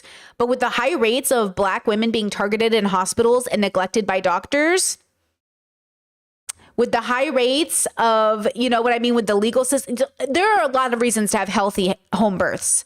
And there's lots of reasons to have the backup of medical and modern science, you know, but I can understand that desire. Now, of course, we're at the point where I don't want to get pregnant at all because I may be forced to have a baby at the expense of my own life, you know? But yeah, my sister-in-law's natural births they go by so much quicker, like 2 seconds. Cause you know, the way we have babies in hospitals is not good for us. Us laying on our backs is not how we're supposed to have babies, but we lay on our backs because of doctors and men. The patriarchy makes you lay on your back. That's not how we're supposed to be having babies. And that's why I say, like, we need to reform medicine, not to be anti-vax, but to be, you know, closer to what nature intended for us with the medical intervention. Like, we're not supposed to be on our backs to have babies. And so again, like, when we have these conversations, there's gotta be a balance, you know? Yeah. Chad says, isn't it the king that wanted to watch women give birth on their backs and we just kept it that way? That's a part of it too. It's 2 bubbles. I've heard 2 bubbles say one of it is doctors and one of it was the king. I've heard that story as well. Yeah. Yeah. Chet says your brother did do everything young as well, which is some of the red pill teaches men not to do. You mean like get married and stuff? Yeah, like my brother doesn't have a prenup. My brother's like, my money is her money. Like, my brother obviously doesn't give a fuck about the red pill bubble. He thinks they're stupid because obviously, like, he also has to participate in chores. He gets up in the middle of the night to watch the babies. Like, it's a team effort. Everybody does 100%. You know, he works from home so he can help babysit the kids during the day so his wife can do stuff. Like, you know, they balance each other out. That's the idea, is like, but they still need more people. Let's be real. Like, you need a lot of people to help you when you got 5 kids, you know? Anyways, all of this to say, What did I bring this whole thing up for? Oh, you exist outside of politics. Like your life exists outside of it, but it's impacted by the systems in which politics brings about. So we all exist within systems. You're born free, but held within the construct of the construct, held within the constraint of the construct. And that's the dilemma we face. So when we have these conversations about, I want us to know that progressive values is a political stance, but you exist past that.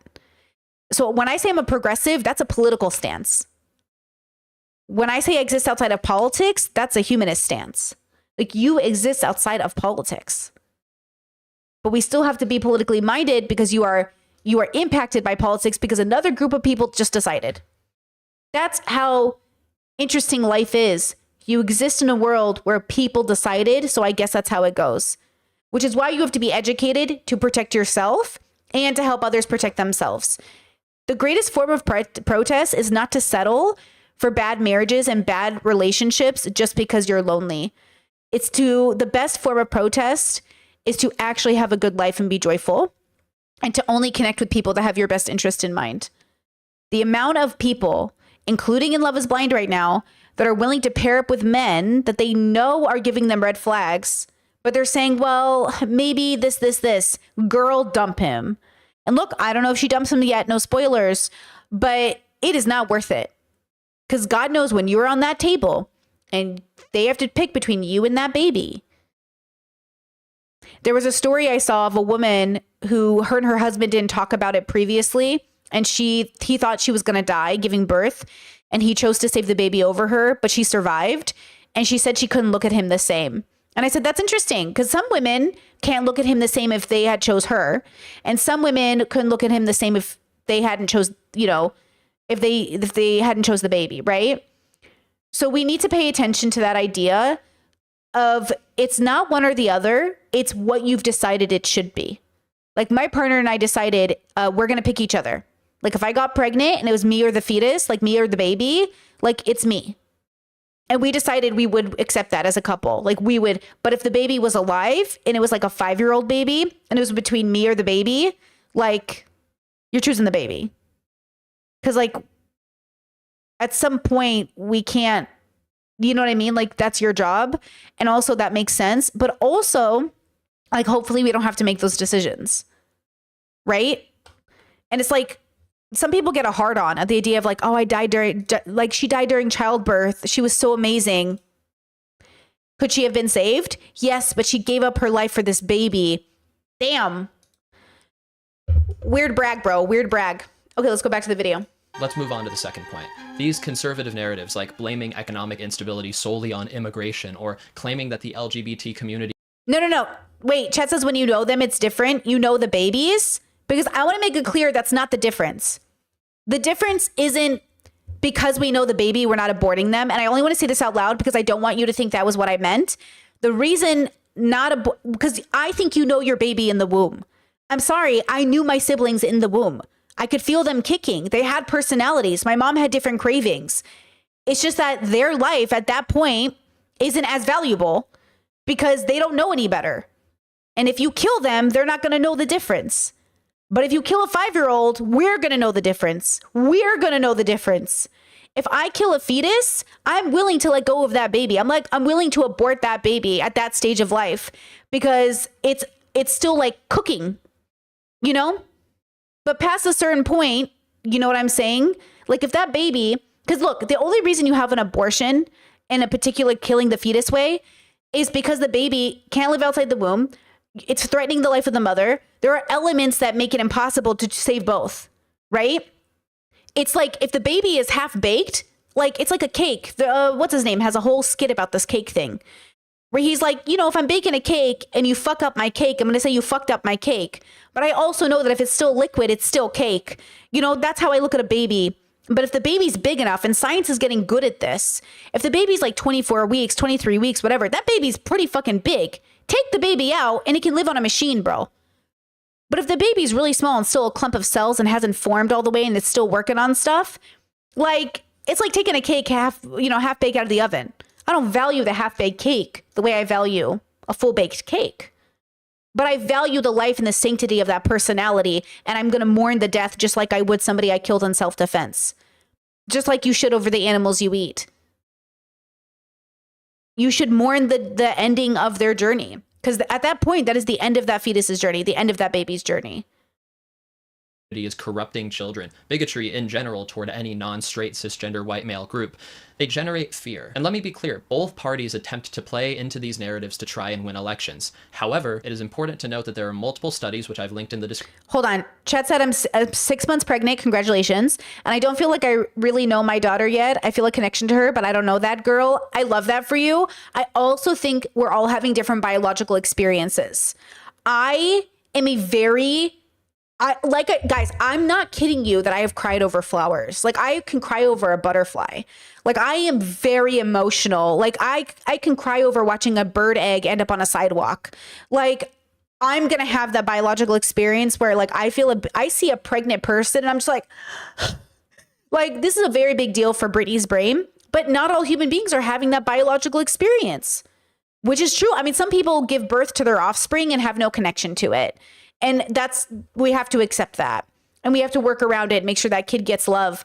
But you know what happens? Sometimes we are all having different biological experiences, right? There's nothing wrong with that.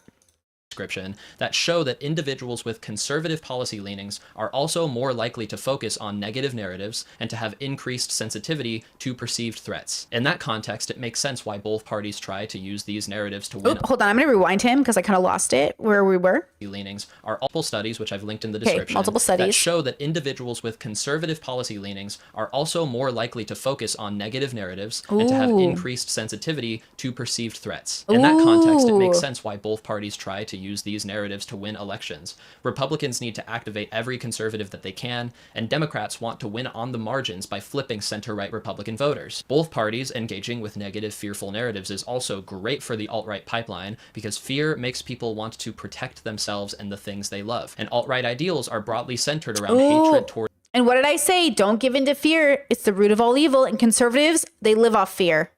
Outgroups, ultra-conservative social policies, and isolationism and nationalism, all of which can be fostered by the repetition and installation of fear. Leftist ideals, however, broadly advocate for community-focused solutions that are inclusive and perhaps most importantly, new or progressive. That's why the left can't necessarily utilize fear. While the right's goal is to protect itself against perceived threats, the left's goal is to overcome obstacles of fear, to incorporate and advocate alongside groups that are marginalized. Progressives, I do feel that way. I feel like conservatives get fearful and go, kill them.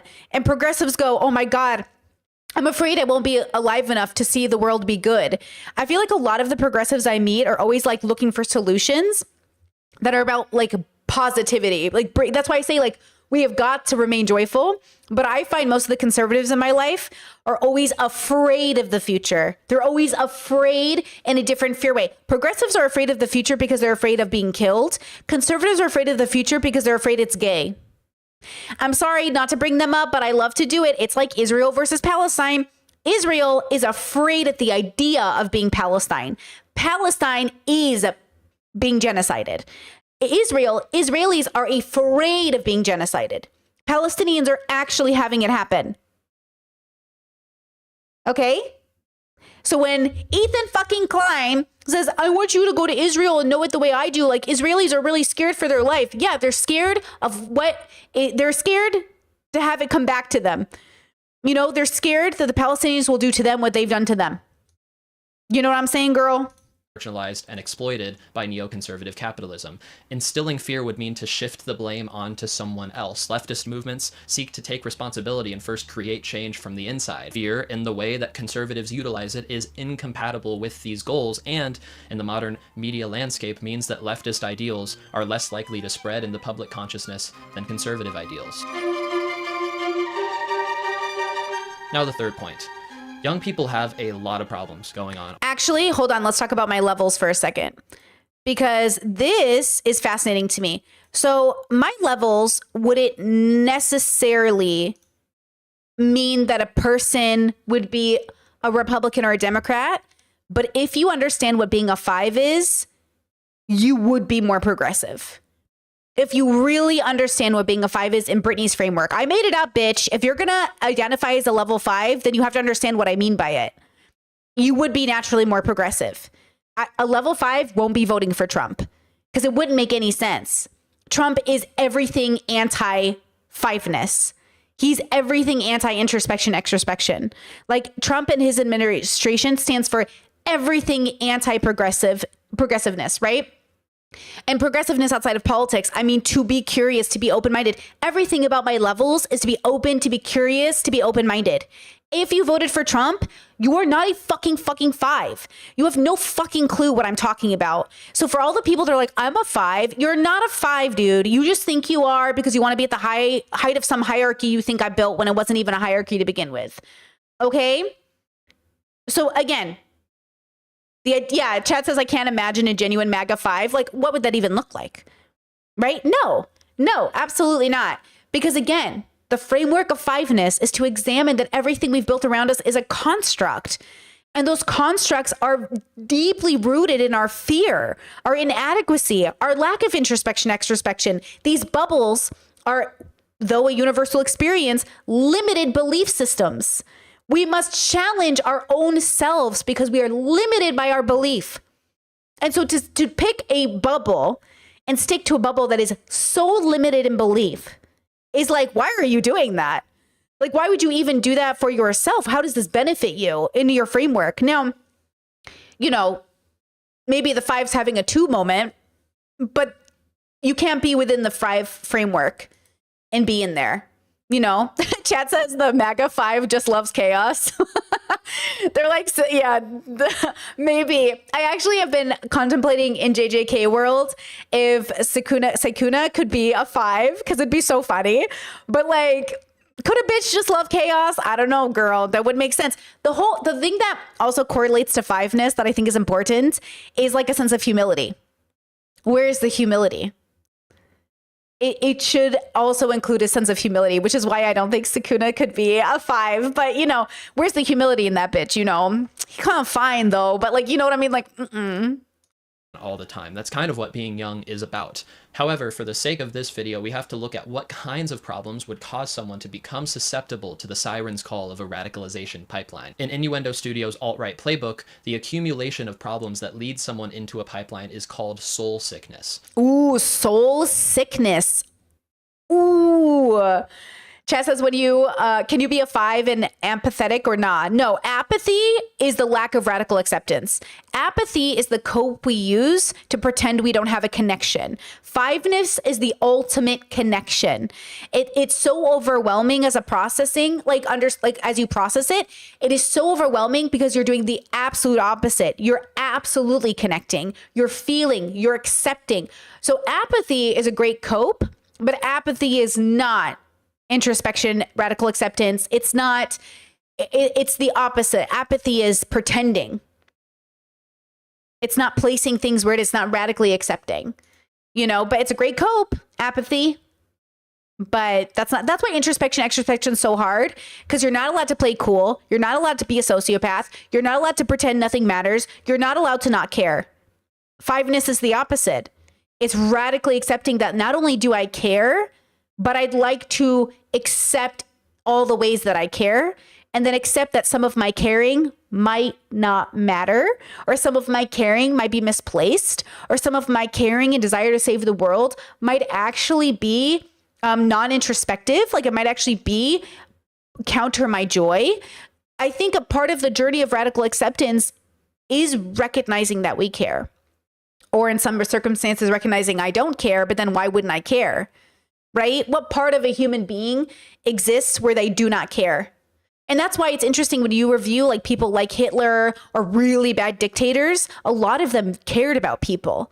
A lot of them had people they really loved, and yet they were able to take your loved ones and kill them. It didn't mean that they didn't care. They just didn't care about you, which isn't far off from the majority of how humans work. A majority of people don't care about each other. They care about the people they care about. Right? It's just a majority of people also have no interest in mass genociding people, though a majority of people could certainly get on the side and be convinced that a genocide makes sense, as we're seeing with Palestine. Pretty easy to convince people to be on the side of genocide, and you wonder how Hitler happened. Not that hard to convince people. Even if they wouldn't carry it out themselves, it's not that hard to convince people that it's a good thing. This sickness can be brought on by many things, but perhaps most importantly are trauma and isolation, especially amongst men. And to be clear, this isn't me doing a feel bad for all white men because they're racist bit, but just hear me out. Folks that have had traumatic or life-changing events occur to them are most likely to become susceptible to these right-wing narratives, as they not only provide an outlet for anger and a community to fill in those support roles that might have otherwise been lost through their trauma, but also a series of common enemies to direct that anger toward as a community.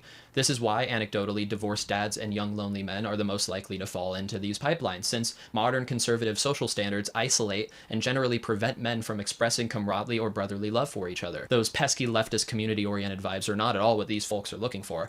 Often, they feel victimized by the state or by their ex-wives or their classmates or whoever else. Yep. And these are the men that over the years I've had to work with, where no matter what you tell them, no matter how you try to help them, they just become more radicalized. They refuse to introspect. They're pretty self-aware, but they don't introspect. And that's the dilemma I see with a lot of them, and why I've moved away from working with them in a big way, because I do think that I hate to say this, and people say, people don't care about men. I don't care about anyone, regardless of gender, who isn't willing to introspect. Correct. And if a majority of men are refusing to introspect, I certainly do not have the time. But if you're a man, whatever that means, and you're willing to introspect, girl, I got you. Let's go. It's just men think they're introspecting, but they're just picking their butt. Stop picking your butt and introspect, bros. Okay? Let's see. Chat says being empathetic would deny you so much information about yourself, and that I don't think it would allow you to introspect into fiveness. I agree. You said you'd be lacking way too much self-knowledge about yourself and how you create how you relate to reality if you're empathetic. Absolutely. Yeah, apathetic. Yeah, absolutely. Do we think Jordan Peterson is introspective? Well, listen, okay, when I introspect, I'm looking within. And what I see is a Nazi, a trans Nazi. I look gorgeous. I'm like 6 feet tall with big boobs and high heels. And I look gorgeous, really. And that is the greatest fear. What if I become a trans Nazi? Will I be the next Hitler? Hillarita? Oh, I like that. Actually, I might do that. Nope. Focused. Listen. My dragon is also trans, if I'm being honest. Anyways, do we think Jordan Peterson is introspective? To a degree. Most people are introspective to a degree. I just think he caps out. He caps out. The dragon, these nuts. Now listen. I don't even want these nuts, Yeah, I think everybody introspects on a level. Like, that's why I made the levels up, guys. Because I think everyone is introspective at a certain, a lot of people are self-aware. A lot of people introspect. I just think it's on a spectrum. Hey, it's the levels. And they just want a place to direct that anger. Rarely do they ever want a solution to it. Their problems are just a given to them.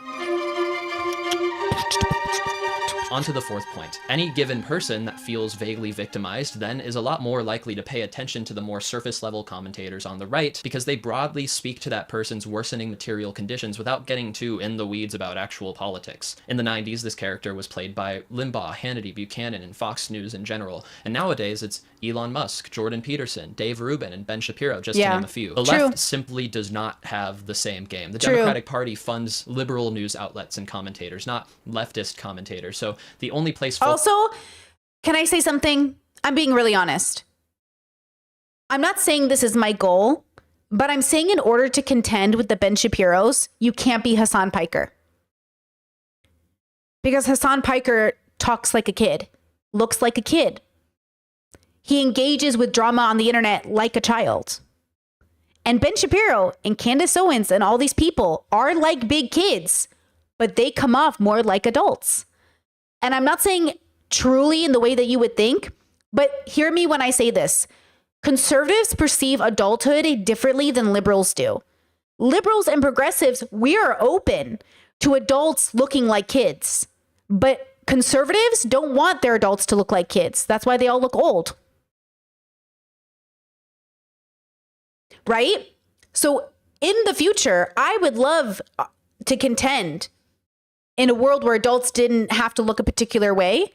But in terms of bringing the population together, and having people like trust you and having people take you seriously, what does that look like?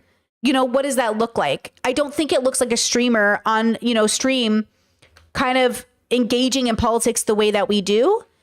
But I think Republicans are really good at having a uniformed look, having a standard of expectation, and the viewers know what to look for. Did you hear what happened with Gwen Stefani recently? Gwen Stefani, okay, which I don't know if you guys know this. Do you want some Britney lore about Gwen Stefani? You'll never believe this, okay? Because, it's hilarious to me now. Have you seen the new Gwen Stefani? So Gwen married Blake Shelton, who is a conservative, right? He's a cowboy. I used to listen to Blake. I used to listen to country music. But Gwen is a Catholic, and she had her Ash Wednesday ashes recently. And people were like, oh my gosh, when did Gwen Stefani become a conservative? Look at her. She's so, conservative coded. When I was in high school for drama class, we had to do a 2 truths and a lie. And my 2 truths and a lie was that I knew Gwen Stefani because I went to church with her mother. Because fun fact, growing up, one of my friends went to church with her mother.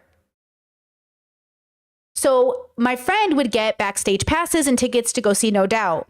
I was never actually allowed to go. So the lie was that I knew Gwen, but I didn't know Gwen. And the reason that lie was working is because people did know that Gwen was from Orange County, and I was wearing an Orange County shirt that day. They did know that there was a possibility we could technically know Gwen, but I didn't know her. Okay. But I'm not surprised Gwen Stefani is a Trump voter, is more conservative, is coming out conservative coded, is fashioning herself to look like a Republican woman. She's signaling. We're signaling. Okay? So we're signaling. And that's the thing, is I think progressives do signal something. What they signal is rebellion, which is a youth association. It's kids. Kids are rebellious, not adults. Republicans only like adult rebellions if they're in the form of a guy with a fucking The Rock or Rocky or something, like taking over the government, rescuing people, like guns, and that's their sort of like rebellion. Progressive rebellion looks like nail polish and like blue hair. Do you know what I'm saying? I'm not saying it's bad. I'm saying you can be eccentric, but I'm saying the way we present and the tonality in which we communicate is going to be the difference more than what we even look like. I think Alok is doing it really well. If you've seen their work recently, Alok has been doing a lot of different shows and late night. And what I really like about their aesthetic is, though it's out there and extreme and like beautiful, it also, the way they talk and present is very grown up. Do you know who I'm talking about? Do you know who Alok is? Hold on. I can't show you this late night show because they're going to copyright me, but let me go to their channel. But I think they're doing it really, really well. Let me see. What can I show you from them? Your phone? Is it okay? Paper and pen? Listen to the way they talk. A poet. I like procrastinate. Actually, it's a sacred art form. It originates from India, my homeland. And beautiful, beautiful. I learned it from. There's like a way that people can talk to signal grown without needing to look like conservatives. But streamer language, myself included, Hassan, they just don't come off grown. They come off very childish. And I was asking myself, why does Jon Stewart's crew feel older to me and more mature than Hassan and streamers? I think there's something deeply wrong with streamer culture that keeps us young. Reminder that most streamers' communities are children. Even Hassan's. Like, reminder that streamers' communities can be very young people. Not mine, because we're too boring for kids. But you know what I'm saying? So we need to have like a conversation about being the grown up in the room. And I think a lot of that is how serious I think our language expresses a level of seriousness. Myself included. I'm putting myself in this bucket. because I do talk like an edgy fucking kid on the internet, and we've got to stop. Even saying fucking every 2 seconds, like there's a part of it that just like at some point sounds silly when we're talking about the lives, like serious topics, right? But I can't fault Hassan and everybody for doing their own work. Like Hassan should stay in that bubble and do his thing, but it doesn't mean the rest of us need to. So I think the way we present ourselves matters. I think also trying to live up to conservative standards is always the bad idea. Never try to impress a conservative, right? I'm never talking about impressing a conservative, trying to appeal to a conservative. I am never trying to get Ben Shapiro to approve of you. That's not the goal. The goal is to signal to our own communities that we are serious, that this isn't just a funny haha drama moment for us, that we're not just like, if we don't like the way Ethan is talking about stuff because it's so unserious, like that also has to coincide with what we don't like about it, which is kind of it's erratic. It's like, it's not grounded. So even when I make jokes and the language that I use is funny, it's not serious. And we do need to be more serious if we're going to be in this category of person. We don't have to, right? We don't have to. But I do think it would benefit us in a big way. Okay, let's go back to the video. Folks are able to be introduced to leftist commentary is what on not have the same game. The Democratic Party funds liberal news outlets and commentators, not leftist commentators. So the only place folks are able to be introduced to leftist commentary is what, on BreadTube? I love PhilosophyTube and ContraPoints, of course, but they're just unable to meet the vast majority of people where they are, especially if those people are dissatisfied with what they perceive as culture war persecution. Exactly. Chat says, but he sounds like Sean Hannity and Bill O'Reilly, who did throw tantrums. Well, just a reminder that conservatives throw tantrums, and they're allowed to because they're appealing to their base. Right? Which is why I say we don't want to. It's okay. I want to make sure I'm being clear. We are not trying to appeal to conservatives. We're trying to do the right thing and act accordingly and show up and, okay, stay with me here. I've been watching a lot of Hell's Kitchen. Hell's Kitchen? Is that the one where Gordon goes to like family-owned restaurants and tries to help them? I've been watching a lot of Hell's Kitchen. I feel like that's the wrong name, but it must be that one. And what I've noticed is that he has to meet with those people where they're at. So he holds them to a different standard than he would hold professional cooks. But he always realizes that Kitchen Nightmares. You're right. Hell's Kitchen is the professional ones, right? Thank you, chat. Thank you. Kitchen Nightmares is the one I've been watching. I knew I was saying it wrong. Okay. Kitchen Nightmares, Gordon has to meet those people where they're at. He doesn't treat them like real chefs, but he makes them feel like they're being held to the same standard of a real chef. But Hell's Kitchen, or whatever, the one where he has like actual professional chefs competing, then there's that one, whichever one that is. And then it's like a different standard because one of those chefs will end up cooking for him, right? There's like a different standard, whatever show that is. The idea is that we play this game with ourselves where we all think we're fighting to do the same thing. We're not. There's a standard for every person. Hassan is a specific standard, and AOC has got to be a certain standard, and the Harris has to be a certain standard, and Biden has to be a certain standard. There's like a standard that should change with the level of seriousness. Why is Trump so offensive? Because he's not being the president with the amount of seriousness it deserves. So why do we give online personalities the same leeway? Why do we allow online personalities to not be serious about the job that they're doing? Because in some ways, it's not that serious. Like in some ways, we are just streamers and we're not serious. But there is something to be said about certain certain content creators who do want to be taken a little bit more seriously. So they put the effort into that. At some point, we have to accept that like our favorite streamers are not that important. But they're doing something really good at the same time. Like they're not that serious. But also, what does it mean to be serious, right? Depends on who you're appealing to. I just think we all think we're like Michelin star chefs. And I was watching my Michelin star chef like competition last night. going from kitchen nightmares to Michelin star chefs competing. Oh my God. Even me, when you guys are like, oh my God, your food looks so delicious. Gordon Ramsay would spit out my food. I feel like Gordon Ramsay would spit out my food. I feel like Michelin star chefs would spit out my food. But as a home cooked meal, it's pretty fucking good. You know, there's a difference between enjoying your home cooking and being an actual chef. And I feel like the same thing is in politics. There's a difference between being a streamer who talks about political content and being somebody who's a Michelin star chef of politics. And I think, you know, conservatives are all like kitchen nightmare status, appealing to one another and competing. But I want progressives to be the Michelin star chefs of politics. I want us to be the Michelin star chefs, and we're not there yet. I'm sorry. Not silly. Welcome to the memberships. I appreciate you. Chad says, oh my gosh, the fact that Asmin is taken seriously fucking pisses me off. That nasty man used to have a fucking rat as an alarm clock. Well, Asmin, and God knows I do love an Asmin meme, is the exact reason Asmin is popular is because he is the smartest of the stupid people. He is the smartest of the kitchen nightmares. He's the king of kitchen nightmares, but like nobody who does kitchen nightmares is like, that's like the lowest tier, but he's the king of the lowest tier.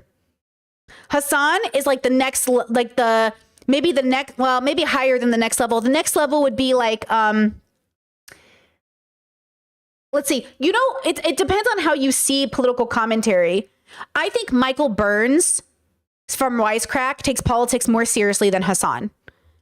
But Hassan does a lot of community work that could be better for like different forms of activism. But I think Michael Burns takes politics more seriously.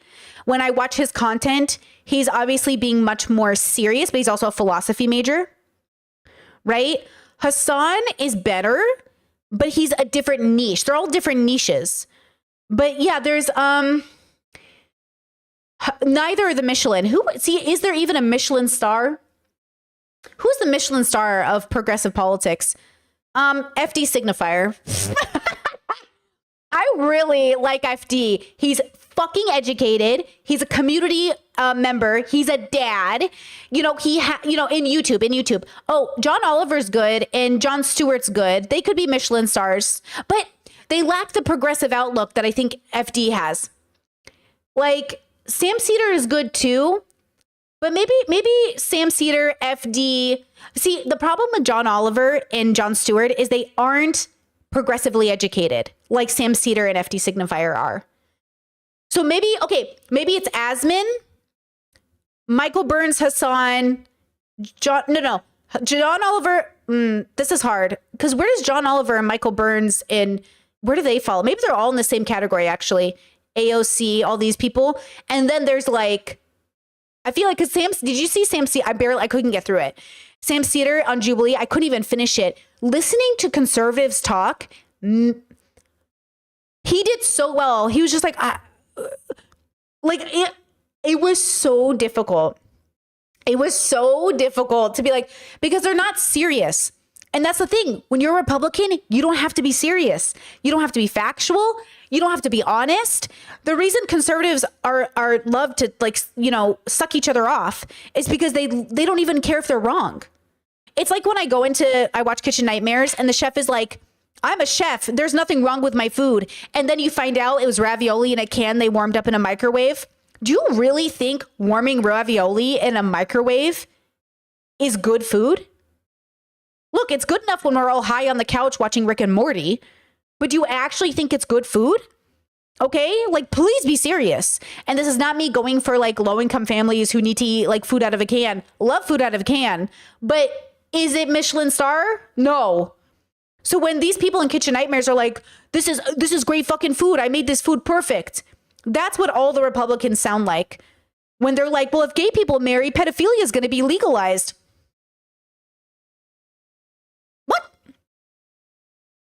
What? So again, I think there's a standard in which we can aim for, but it's all about the relationship we're having to these things. Yeah. I think it's all about the relationship, and the relationship is fascinating. So when he says conservatives are really good at this uniform, they have like these groups And conservatives are such losers. They love having them. Conservatives are such losers. They're like, we're the dark. What do they call themselves? The dark. What did Sam Harris and Joe Rogan and them call each other? Joe Rogan has become, this is why I hate conspiracy theorists. Y'all wonder why I hate conspiracy theorists? Joe Rogan. Look how he influenced all of these people to just be fucking stupid. Intellectual dark web. That's even funnier. The Dark Horseman was the atheist back in the day, but the intellectual dark web, that was them. Or Dark MAGA is the new one. Dark MAGA is Elon. So Elon is Dark MAGA. Richard Dawkins and Hitchens was the Dark Horseman. Or the Four Horsemen? The Four Horsemen? I don't remember. And then the intellectual dark web was Rogan and the Weinstein brothers and stuff.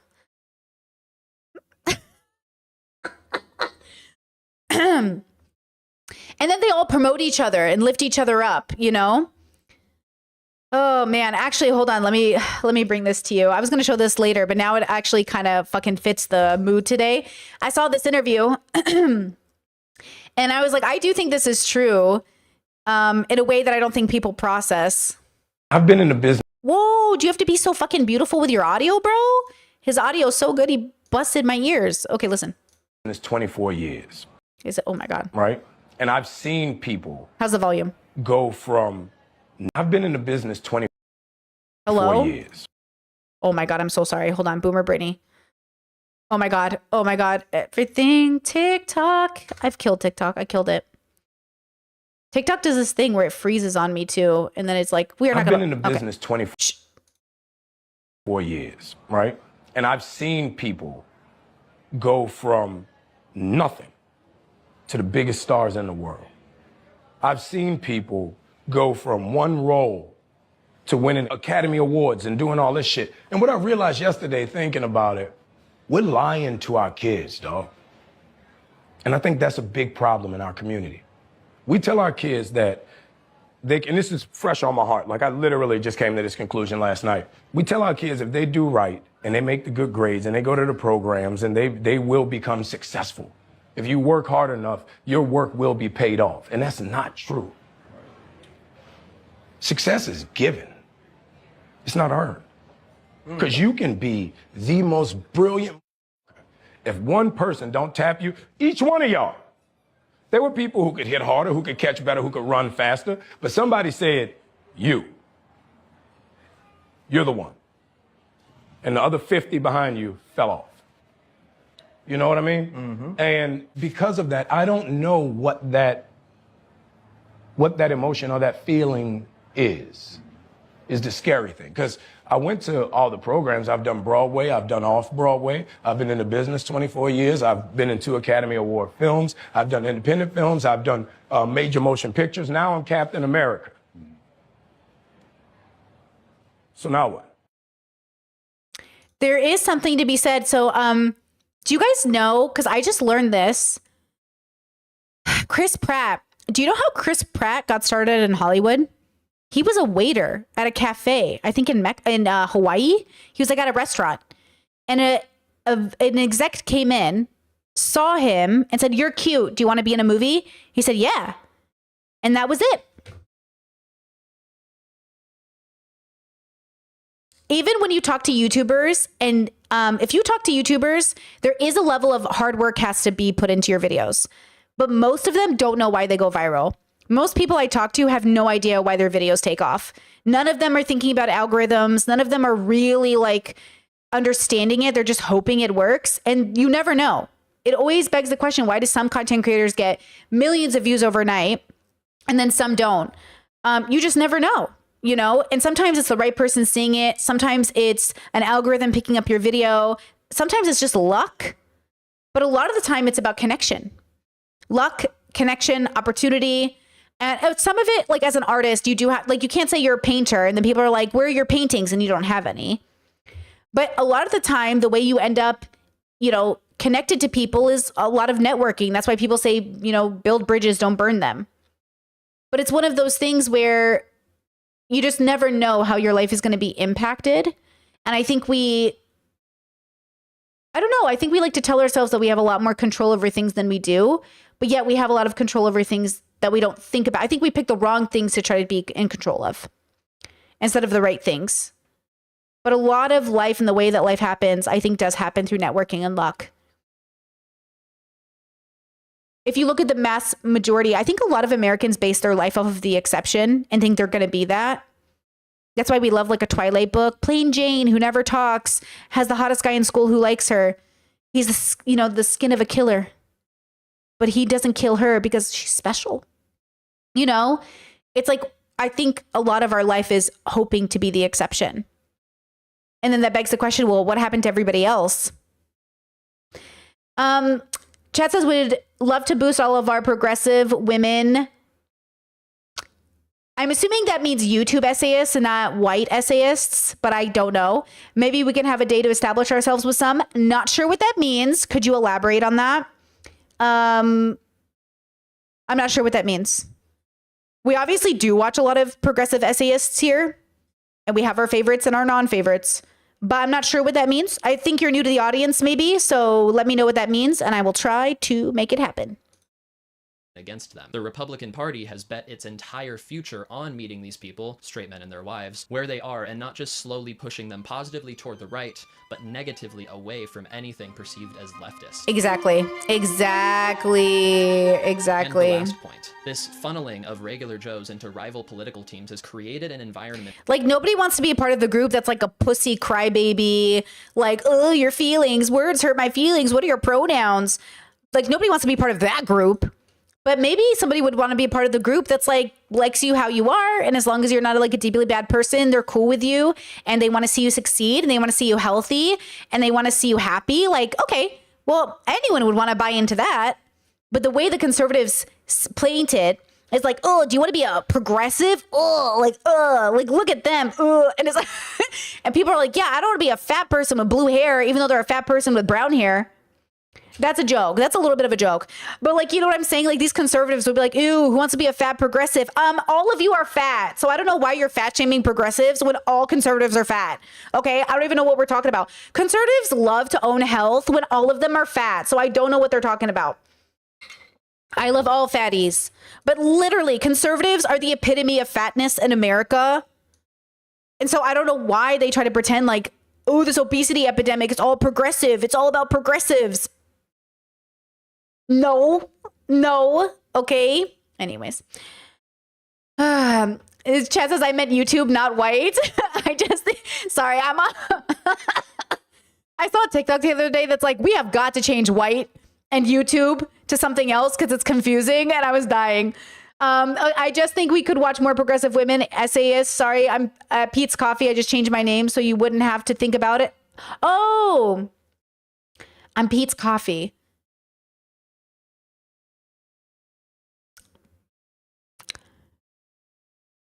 Was that your username before, or are you at Pete's Coffee? In which party seeps into our personal identities and our identities into our parties. The process of this occurring is one of a few forms of political polarization. And in a politically polarized country, the average person becomes significantly more anxious regarding political outcomes. And guess which party created a whole media ecosystem to take advantage of this anxiety? It's actually both parties, but the Democrats' media ecosystem is also primed against leftists, since leftist positions are too extreme to advocate for, which is also not the best hill for the Democrats to die on, because, to cite a recent example, some of Kamala Harris's most successful campaign promises during her 2024 election were her pledge to prevent grocery price gouging, her plan to have a 25% income tax for billionaires, and the strengthening of collective bargaining laws for unions, all of which polled with over 60% favorability amongst the general electorate, and all of which are leftist policy proposals, which she quickly abandoned due to her party's priming against leftists and their policies. Alright, let's wrap this all up into one tight bow and send you on your way. There is no alt-left pipeline because a political radicalization pipeline requires a few things to begin. Charismatic voices with massive investments from deep political pockets, subtly stoking... Got it. No progressive has a... We don't have charismatic voices. He just... bro... He's right, but also, damn. Who's our charismatic voice? The flames of fear en masse and in the public sphere. The Republican Party specifically engineered the right-wing media apparatus to do these things, and there are no equivalent voices on the left, no deep leftist pockets to invest in the potential voices that they make. Come on, George Soros. Where's my money? Maybe, and perhaps most importantly, no additional fear generated by the community-focused ideals of leftist politics. Even if fear is generated by the left, as we saw earlier, that fear will make someone more likely to adopt conservative policy preferences. And this is why your average dissatisfied American won't fall down a pipeline to the alt-left, and is also perhaps why the left should attempt to increase organizational efforts rather than attempting to go high by meeting the right in the marketplace of ideas, because the very fabric of the marketplace is stacked against them.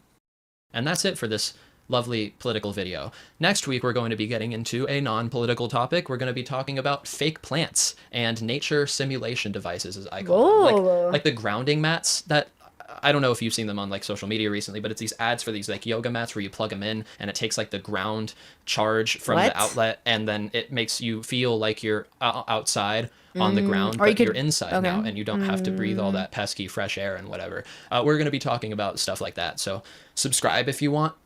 Interesting. Okay, I'll check him out. This is Ryan White. I'll link his video in chat. You guys can check him out. I would say that depends on which bubble we're talking about, but I think the fact is that it's there. We're talking about mainstream, famous, consistent, loud, progressive voices that counter the right in the same way that Ben Shapiro and other large figures have in the past. Name progressives who do that. The alt-left pipeline would have to mirror what the alt-right pipeline is, and I don't think we have that. And this is not to say like, oh, there aren't extreme people on the left. That's not what he's talking about. He is talking about the alt, like he said at the beginning of the video, he established what the alt-right pipeline is, right? It's this idea that if I watch Jordan Peterson, I'll find my way snakes through the Jordan Peterson, you know, Joe Rogan pipeline down to the Ben Shapiro, and maybe somewhere along the misogynistic, racist, the white men is, you know, feeling persecuted in the way, but isn't true thing. The thing is there's also no left alt pipeline, because the more left you go, I think there's not as much misinformation. I think the ability to make a cult like mindset, it requires a level of misinformation to make reality work for you, which is why as individuals, we have to pop the bubble, right? We have to pop the bubble. And if the left continues to focus on correct information and science and the focus of data, then there will never be the large cult thing that the right has. The right has the way it works the way it does because they all subscribe to the bullshit. And the left doesn't have enough bullshit to subscribe to. I just think, you know what I mean? At the end of the day, it just doesn't. And yeah, Discord said, I feel like we shouldn't want a pipeline. We absolutely do not want a pipeline. We do not want a pipeline. What we want is a space for people to feel like they're understood in more ways than one, and to examine that there might not be a universal space to come to. We don't want a pipeline. We do not want cult-like mentality. We do not want misinformation. We do not want to be so simplified that everybody feels welcomed, but we want to be so open and educated, and we want to share information with people that more people feel welcome to come in. There's a girl on TikTok. I don't know if you guys have seen her videos. Let me go to it really fast. She's like an ex-Christian or something, an Mormon, ex-Christian, I think. And she's talking about all the ways that she has been radicalized and what that looks like, and how that kind of like things she believed being homeschooled and stuff. Let's see. Where do I have? Did I not save her video for quick access? Probably not. I think it's called Ex-Christian or Fallen Christian or shoot. Oh shoot. What is it called? The something Christina Christian. What was her name? She's been doing these videos. She's going pretty like not viral, but she's getting a pretty good amount of viewers. Does anyone know who I'm talking about? She talked about how like she was taught about slavery and how slave owners were so great to their slaves because they would like teach them to read on Sundays and how, you know, all these things that homeschooled kids are taught in different ways. They follow a specific curriculum and all that stuff. Anyways, all of that, I can't find her, but all of that to say that I do think that we need to offer people a space to recognize their faults. I actually think this is going to coincide with my video this week about why it's hard to be a good person. Genuinely, someone has got to give space to Trump voters who regret their vote. And I know it can't be you because you're too angry, but somebody who's not angry, because anger is also a blinder, okay, has got to make a space for ex-Trump voters to feel regret. Because if they're not allowed to feel regret, then they're not allowed to get better. And they will go right back to doubling down. That's how the bubbles work. That's how life works. Human beings are animals. And if you do not give, okay, it's like a dog that's been beaten down. It may take you up to a year for that dog to even lick your hand. And that's why we need the right people working with the right people to have the patience to wait that year till they lick your hand. It's probably not for you. If you can give space to former Trump voters to feel regret for their vote, that's great, but don't go bully them. Bullying an ex-Trump voter is, one, so stupid, and two, so lacking in empathy. What the fuck are you doing? And you call yourselves like empathetic people who care? You don't care. You're bullying ex-people who regret, like, you don't even believe in restorative justice. Do we believe people can get better or not? Because, like, I don't know what leftist bubble you're in, but you can't be out here shaming former Trump voters. You have to give them a space to go to. Now, just because they regret voting for Trump, like, that's stage one, girl. That's stage one. You don't have to do the work, though. You do not have to do the work. But somebody should. But don't go out of your way to go on their social media and bully them. Don't go out of your way to mock them. Because, like, humans are humans. We're animals. We're going to revert. We're going to double down. You have to accept we're having a biological experience, you know? Like, you have to accept that we're humans and we double down, we get defensive. And if they're coming to you and saying, hey, I really regret my decision, and you say, well, fuck you, I hope you die, you don't deserve my empathy. Okay. What would you do if somebody came to you and had the same reaction to you? When we talk about systematic oppression, when we talk about kids getting, filtered into the fucking prison system and they come out and nobody wants to give them the time of day. Nobody's interested in helping them. Everyone goes, fuck you. You broke the law. No empathy. What do you think those people do? They double down and they go right back to a life of crime because that's just how humans work as an animal species. That's just how we work. So again, if you can't do the work, shut your fucking mouth because you're making it harder for people who are doing the work. Don't go out of your way to bully people on the internet. You know what I mean? In that sense, like, come on, guys, And again, I do think you do worse for people who go to, like, going to someone's comment section where you guarantee they will see it is doing more harm than making content. If you want to make content about it, make content about it. But if you go to their home, there's a difference between talking in your home and then going to their house and shitting on their front door. Don't shit at their front door. Shit in your own home. You know what I mean? I feel like that's very different.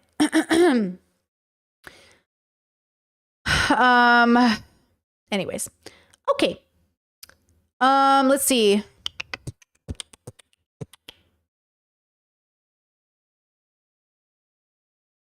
Now,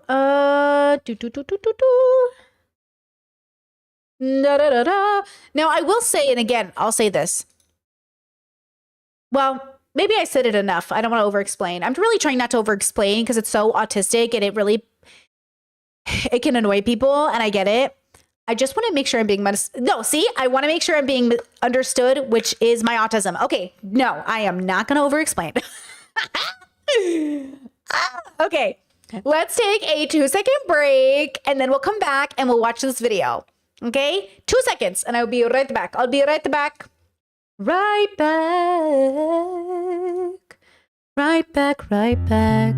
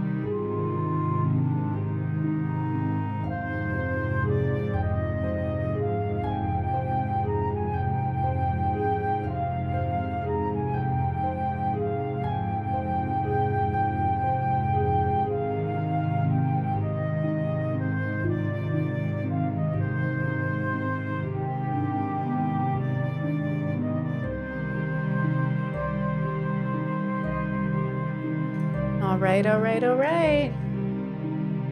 Pausing music. I am back. Okay, guys, I have one last video I want to watch with you today. And this video, I think, will be fun to watch. I've never seen this person as far as I know. Friendly Jordis? Jordis?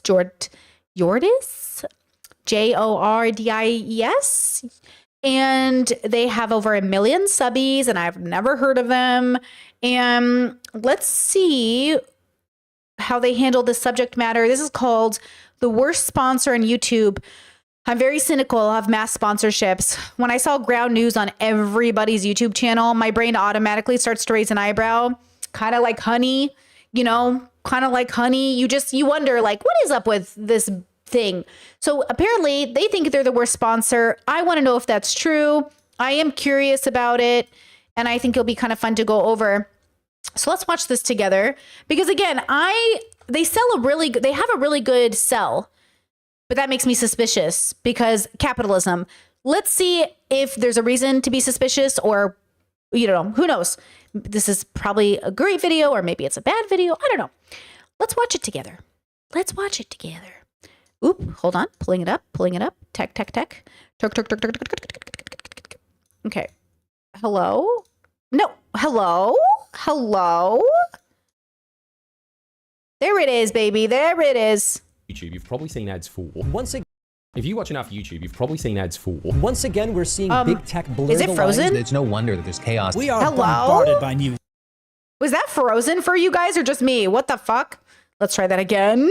If you watch enough YouTube, you've probably seen ads for. Once again, we're seeing big tech blur the lines. It's no wonder that there's chaos. We are bombarded by news. It's really hard to figure out who to trust these days. It's often hard to find the truth of the story. Outlets can change how you interpret the facts, which is why I've trusted Ground News. Luckily, there's Ground News. Let me tell you about Ground News. All the world's media in one place. Just the facts. And I can actually see which articles come from reputable news sources. This way you can see through bias straight away. And it helps us to get out of our echo chamber. You've got to get out of your echo chamber. Be a more informed critical thinker. It really is fascinating to see how different biases and different lenses impact the news. More transparent media landscape. And that's why we love Ground News. And that's why I love Ground News so much. Stay engaged with Ground News. Check out Ground News. Ground News. Ground News. Ground News. Ground News. Quite unlike any other news app out there.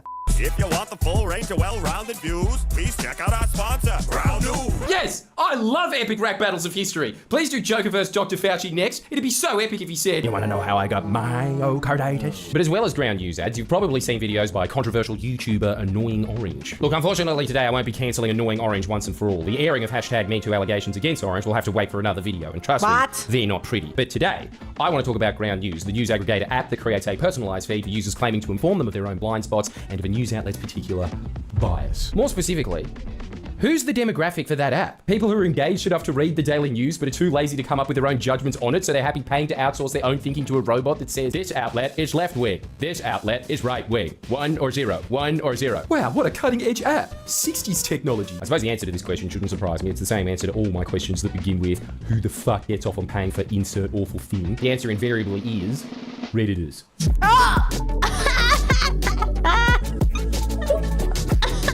Hey Adelaide, guess what? As usual, you have the privilege of being the first hound to see my brand new show, which is Friendly Geordie's Alien Hunter. What? Yes, is this an ad? Seriously about UFOs. Geordies. Miss this one. Easily the best show I've ever done. Is that his name, Geordies? Easily the best show I will Interesting. ever do. How can it get any better than Are We Alone? That's it. I have to retire after this. I can't up it. Now, I'm not in the business of shaming YouTubers for taking sponsors, unless I feel like it. Or it's trendy to do so at that particular time. So just the general YouTuber rule, frankly. Fuck anyone that takes money from Clash of Clans. Raid Shadow Legends crew for life. I want to put in a disclaimer, even though this video will be critical of Ground News, this is not a call for YouTubers to stop accepting their money. Keep taking it. It's completely fine. It's difficult enough to make a living as a YouTuber. You take away sponsorships from scam products like Honey, BetterHelp, established titles. How's Mr. Beast going to make a buck? Install Honey. In fact, I'm personally very down to do shitty sponsorships. My biggest regret in my entire career was that there was this hentai site that wanted to do a sponsorship with us and then reneged because we were, quote, too controversial. Do you have any idea how demeaning it is to have a hentai site say we're ashamed of you? What this is, though, is an appeal to you, the viewer. Don't subscribe to Ground News. Even if you see me do an ad for them, just mute the video for 30 seconds because Ground News is like reading a book by Mark Manson. Yeah, I've learned a lot. Hi.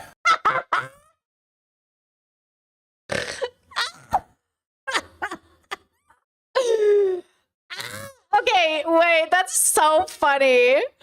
Video for 30 seconds because ground news Hold is like on. reading a book by Mark Manson. Okay, wait, I have got to explain this to non-book readers. Okay, Mark Manson's books are like kitchen nightmares cooks thinking they're Michelin star chefs. And when you're 19 or 21, you read his books and you think like, I fucking got it, bro.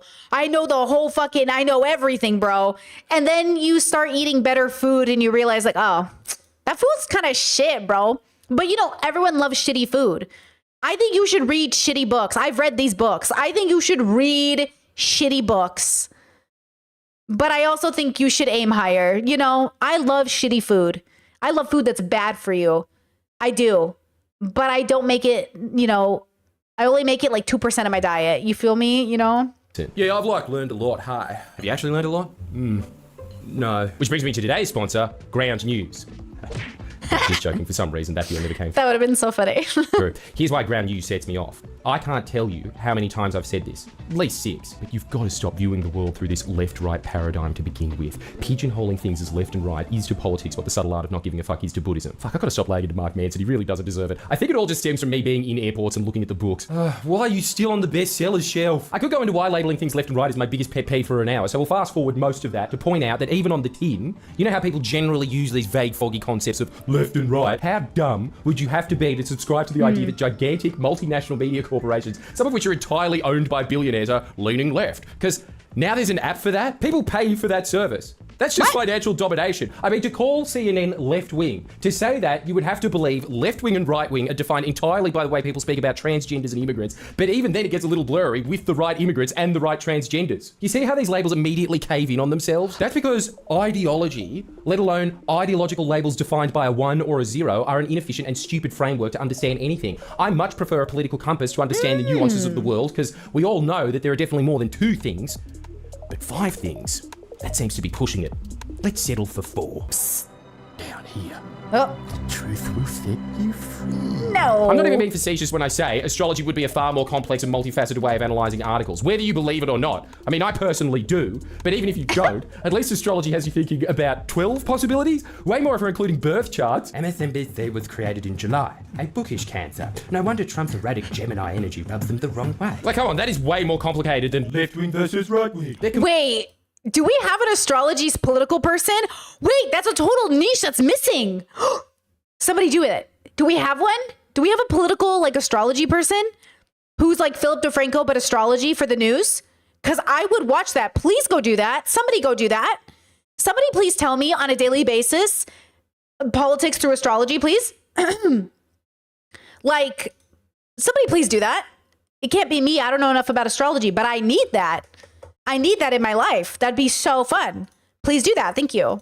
Completely subjective terms. You can tell because whenever their target audience, Redditors, start labeling something as left or right, inevitably and immediately the thread will devolve into a smug off of, bro think that's left wing.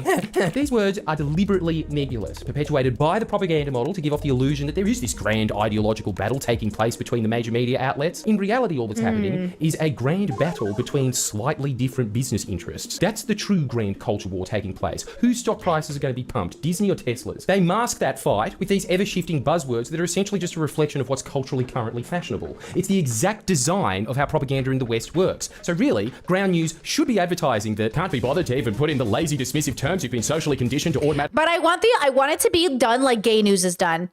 In gay news today, same with astrology. I want it to be like, in astrology news today, Trump, who's a Cancer, obviously had issues because his moon rising was in the ocean today, baby. It was in the ground. Like, I need that energy. I don't even know what I just said, but I need that energy.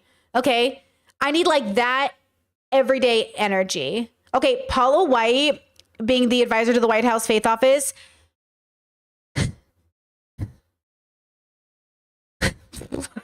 I can't even mimic her. I can't.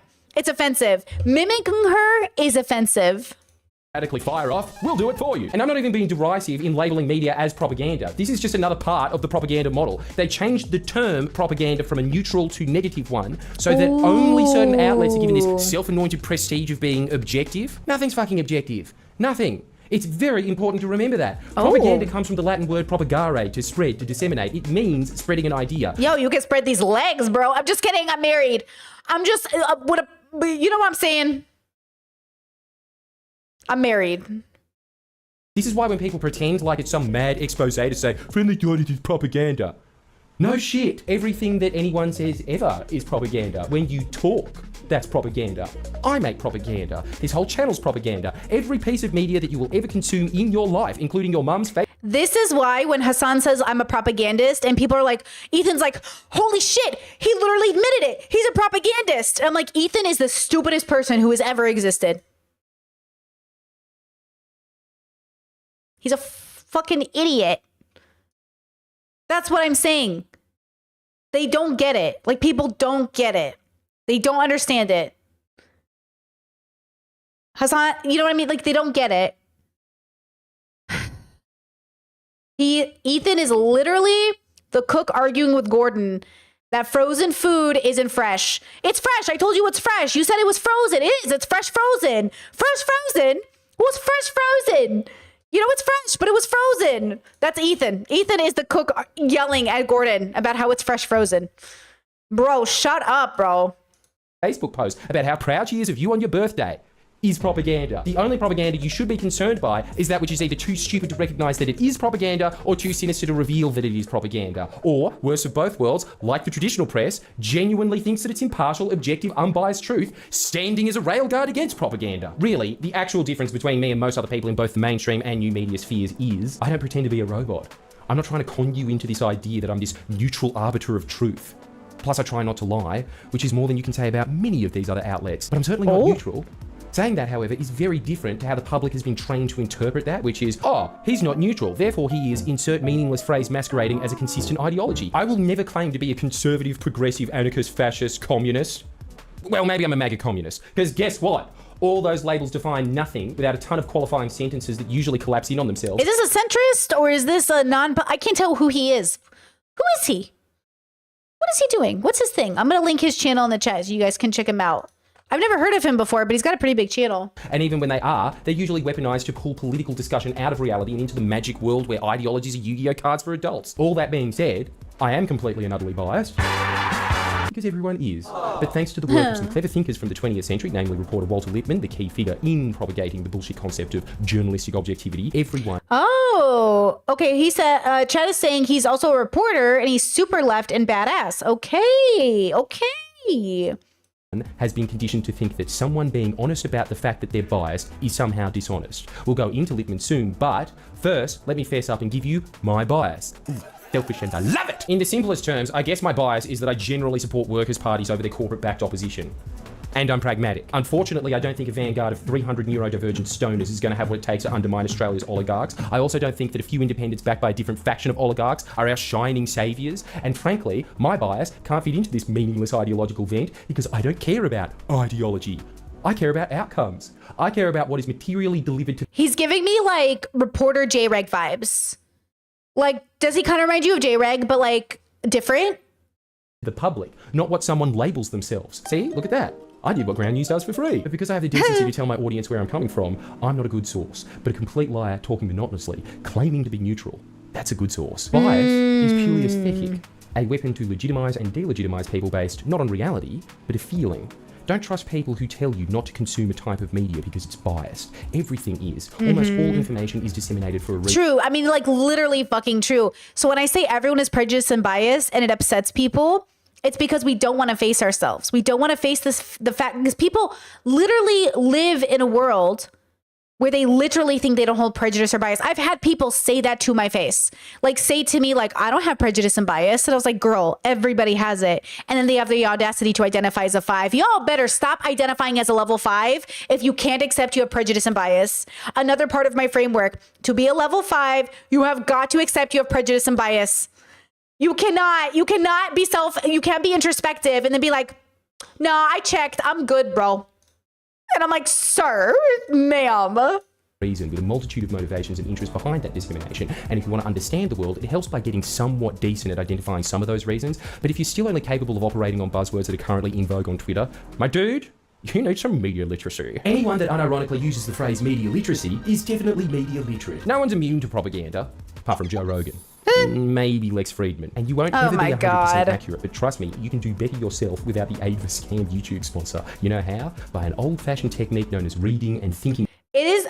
I have the video times on 1.25, just FYI. About it a little bit. I hate to go all undergrad classic Geordie circa 2015 and recommend Chomsky's propaganda model, especially now as I'm much more into the synthesis of Michael Parenti and Donald Trump's media criticisms. Yep.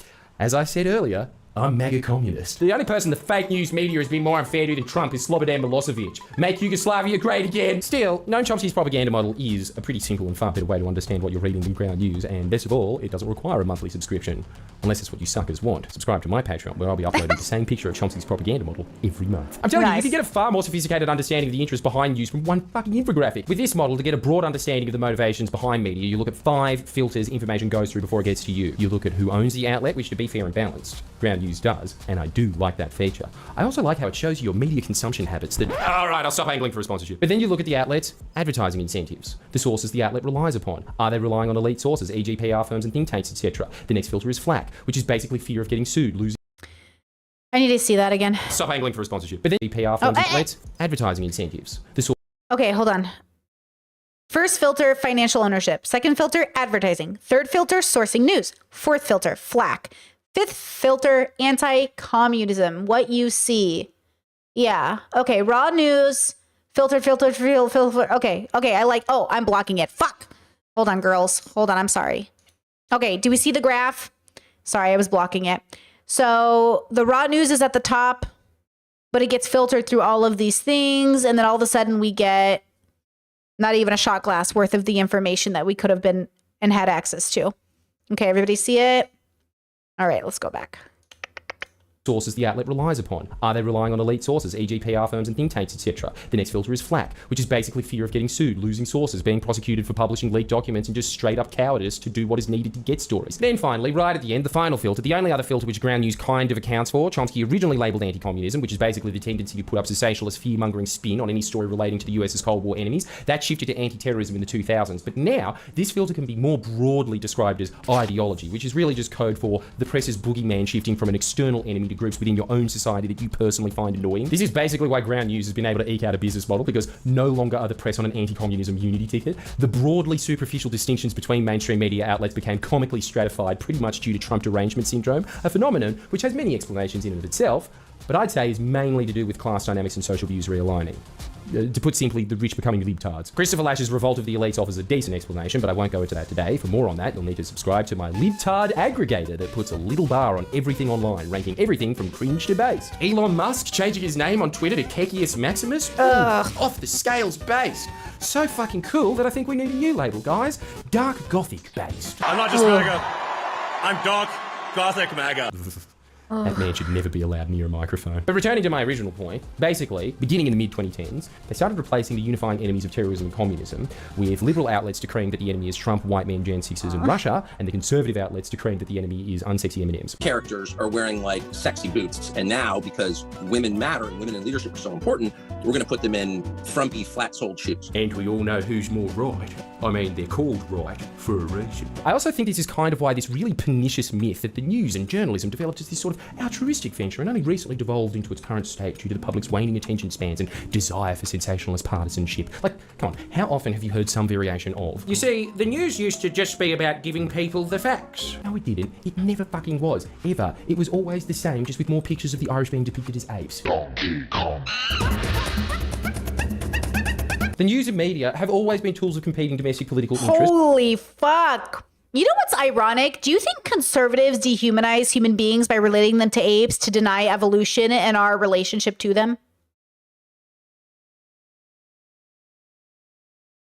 Like, when we talk about how humans are animals, we have to preface it away from the racist connotation of dehumanizing people by relating them to monkeys. But then that's why conservatives hate being called monkeys, because they're like, we're not monkeys. And I was like, okay, relax, bro.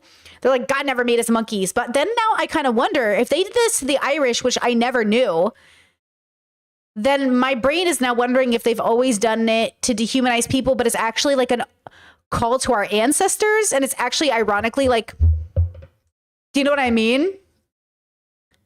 I don't know. Chat says, I was thinking about the word evolution is something a lot must hear. No? Maybe. Evolution? Yeah, maybe. I don't know. I don't know. Wow. The news and media have always been tools of competing domestic political interests. The first newspapers ever in the United States were completely partisan and arose to support the two political parties, and good. That is way better. They were honest about it. There was the Federalists and the Democratic Republicans. Maybe ground news would have been useful back then. Leans, Yankee Doodle. Leans, Yellow Belly. It was the same in Australia when newspapers overtly supported and campaigned for pro-business parties. I mean, they still do, but for some reason we're now being told that we need an app to see that. In addition to standard corporate papers, though, and this is the only reason that the news was better back then, is you had union-backed papers to balance the endless corporate propaganda out. Like the Labour Daily. Fortunately now, unions only have YouTubers. The reason people think that the media used to be unbiased was, again, look at the propaganda model. In the latter half of the 20th century, the tone of the US press was uncharacteristically restrained and unified against the commies. This was in large part due to the work of Walter Lippmann. Lippmann was a reporter who really paved the way for how Western media began to function in the 20th century. In fact, he is known as the father of modern journalism. This is the mastermind of it all. His 1922 book, Public Opinion, basically set out some fundamentally anti-democratic beliefs about most people not being smart enough to understand politics, labelling the masses as a bewildered herd, which is true, but I'm not too keen on Lippmann's solution of getting blind and crippled water buffaloes, i.e. journalists, to lead this bewildered herd. Lippmann was the man who coined the phrase the manufacture of consent, but unlike Chomsky, he wasn't using it derisively. He believed it's what was needed in a democratic society to align the actions of the elites and mass public opinion with what he believed was the public interest as dictated. His skin is flawless, bro. His skin kind of flawless, though. What's up with this? And I don't think he's using a filter. I don't see the filter that I usually see in a lot of people who use it. I don't see it on him. This kind of... What's going on there? Was he just one of the blessed ones? By specialised experts. Christopher Lasch distills Lippmann's views in the book Revolt of Elites. Again, if you can't tell, this is my subtle art of not giving a fuck. It changed my life. A complex industrial society required a government carried on by officials who would necessarily be guided. Since any form of direct democracy was now impossible, either by public opinion or expert knowledge, public opinion was unreliable because it could be united only by an appeal to slogans and... True. Chet says, this is your skin on long-term leftism. You know what? Actually true. Do I not get prettier as I age and the more progressive and more leftist I become in spirit? I'm just saying, we become prettier as we age for that reason. Symbolic pictures. So Lippmann's solution, control public opinion better. Align it with the experts. One way of working towards this goal was making journalism boring. As I pointed out earlier, Lippmann was the pioneer of journalistic objectivity, rejecting the exciting sensationalism of yellow journalism and popularising what we have to deal with today, which is fake, boring objectivity. The implications for controlling the public with this change should be obvious. Using the spectre of objectivity is far more effective in achieving popular support for something that usually may be unpalatable. It's also how the ABC are able to get away with making nothing good ever. Oh, it's super boring with no style. Must be accurate. And Chomsky's criticism of how this obviously ends up favouring big, powerful institutions who have a monopoly on information are pretty self-apparent. There's a very high ideal that's celebrated by especially the elite media, and that's to maintain objectivity. Objectivity has a very definite meaning in media culture. It means repeating accurately anything that's said within the Beltway. If you do that, it's objective. If you go beyond that, it's biased, subjective, emotional, and so on and so forth. Now, there's another concept. Reality. So Lippmann's model of public control via the media was largely adopted in the West, yet the experts that the media defers to aren't necessarily experts. They're just elites. Ready for me to reinforce a book I haven't yet stolen enough from. Say the line, Geordies. In Revolt of the Elite. Christopher Lasch was also very critical about how this new style coincided with the professionalisation of politics and how it discouraged mass public participation in democracy by treating public debate as a nuisance, a hindrance to getting to the truth, not an essential part of democracy. According to Lasch, to Lippmann, the scope of public debate accordingly has to be severely restricted. At best, public debate was a disagreeable necessity, not the very essence of democracy, but its primary defect, which arose only because exact knowledge, unfortunately, was in limited supply. And you can still see these tendencies amongst the established media and political class today. I mean, even a lot of opposition to Trump wasn't rooted in substance and policy differences, rather the displeasure of the political class being forced to hear unsavoury ideas from the Trump brigade. It's where this whole fact-checking and content moderation trend got its start. I mean, Twitch debate lords might all be pedos, but at least they're increasing participation in democracy. However, with the fact that they exist, requires another filter to Chomsky's model, a filter which is particularly applicable to the new media landscape, and that filter is audience capture. And that's the kind of memification of ideas to the extent that you are financially disincentivized from offering views that counter the online meme. Literally, this is so key here, and this is what I mean to say in a good way or bad way, but The reason conservatives are so good at building momentum is because they're consistent. Conservatives have the same opinions they had 40 years ago versus liberals and progressives and all those people. We adapt a lot further into the curiosity direction, even though there's like a limitation. I think a lot of progressives get stuck and stop being curious, but I think they are more curious than Republicans. Republicans are not curious. They are not interested. They do not want to know. They are so uncurious that when Trump says they're making mice trans, they are willing to just believe it instead of recognize that it was just like animal testing for research for Alzheimer's and cancer, which, you know, but like, that's what I'm like, you're so lacking in curiosity. It's so interesting. But I think leftists, generally speaking, tend to be more curious, which means they tend to be more introspective, extrospective, which means they have a higher probability of going beyond the political labels in a real way and seeing the humanity of people. And that's why it bothers me when I hear progressives say that they don't exist outside of politics, because Habibi, of course you do. Of course your humanity exists outside of political structures. But this feels like a limitation of progressive thinking. When progressives say, well, Brittany, I can't just exist outside of political systems, like the political system won't let me. That's different than saying that you do exist outside of them. You do exist outside of them, but you were born into them, which are two very different things. We're all born into constructs, but you, your spirit, your consciousness, you are more than the construct you were born into.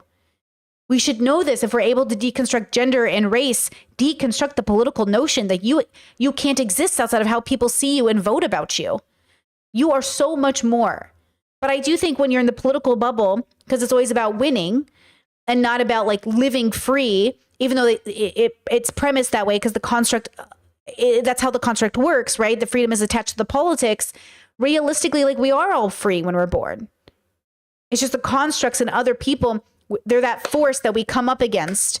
And that's why I say like we're all learning to live within the forces that we meet with, the chaos that we have a relationship with.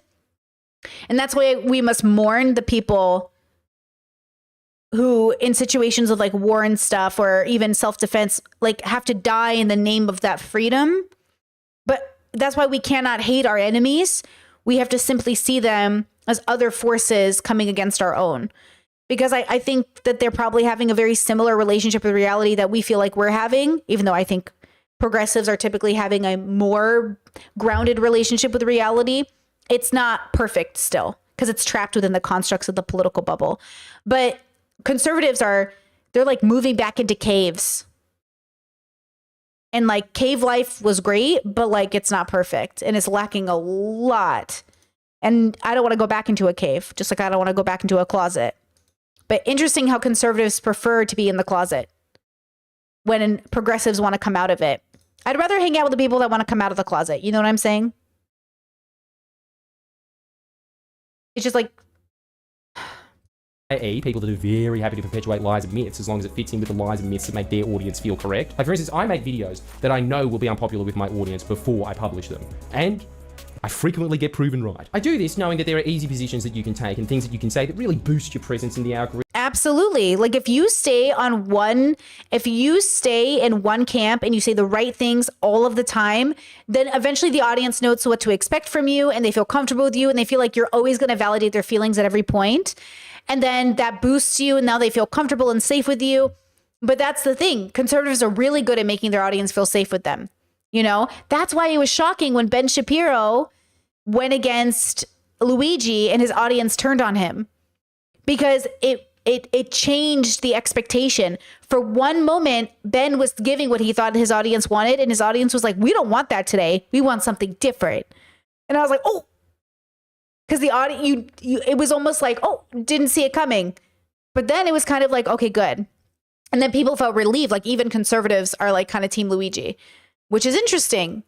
But then, of course, that's only because Luigi exists within the construct of the political bubble. So the reason I'm not team Luigi, but I'm also not like, I understand the situation. I can't like be excited that it came to that, but I understand it, is because I exist outside the politics. Because I used to only live within politics. And if this had happened 10 years ago, I would have been wearing Luigi merch. I was at a point in my life where I would have been wearing Luigi literal merch every day. But I'm not there anymore. I'm like way too joyful and happy and like way too nonviolent.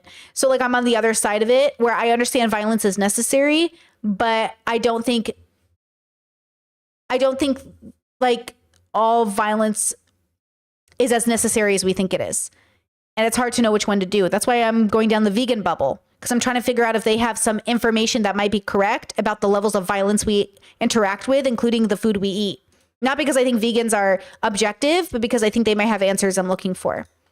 But all that ever does is reward groupthink. You offer a nice feeling when all you ever say is all politicians are corrupt. But you, watching my content, you're seeing through the matrix. People never have to deal with cognitive dissonance, their own position, and perhaps moral failings in the world if you make them feel simultaneously like they're a victim and a hero by watching your media, laying the blame of all the bad in the world to an omnipotent and unitary political class. Chad said Gandhi wasn't too shabby. Didn't he beat his wife?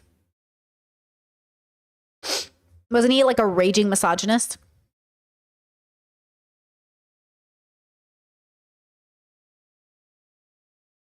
Class. But you know why that is? Because that frame was fed to you by the unitary media class. This fuck the government frame, that is the essence of the Western propaganda model. Yes, to use an Australian example, even if the Liberals... I remember I made a video way back in the day. It's private now probably. But I asked like, where were all the rebellious white guys? Where did Rage Against the Machine and System of a Down, which I know is Armenian, where did, you know, Disturbed go? Where did all, like Linkin Park, where did these guys go that were all like, fuck the machine and fuck the government and fuck the military? Like, where did they go? And I feel like they are Joe Rogans who became conservative. You know what I mean? Yeah. That's where I felt like happened. I feel like they became like liberals who voted Trump. You know? Are in, and your nan's watching Sky News, they're getting Liberals on to talk about. We've had a laser focus on getting rid of all this red tape that is holding back Australian businesses, Andrew. Yes, see, this is what's so refreshing, to have the government in power that's there just to kill itself off to the point before descending into Mad Max Thunderdome. In the West, government tyranny is framed eternally as the biggest enemy because government regulates corporations and I mean, I'll be real with you. Like NPR has a whole story on Gandhi and how people ended up holding him more accountable when it came to his racism. He said black people are troublesome, very dirty, and live like animals. Remember that like, Gandhi's like present time, you know what I mean? However, he outgrew his racism. And for the most of his life as a public figure, he was an anti-racist. Okay. This included gender discrimination. Gandhi championed women in politics, but he was also obsessed with his own celibacy. He slept naked with his grandniece when she was in her late teens. He said he wanted to test his willpower to abstain from sex.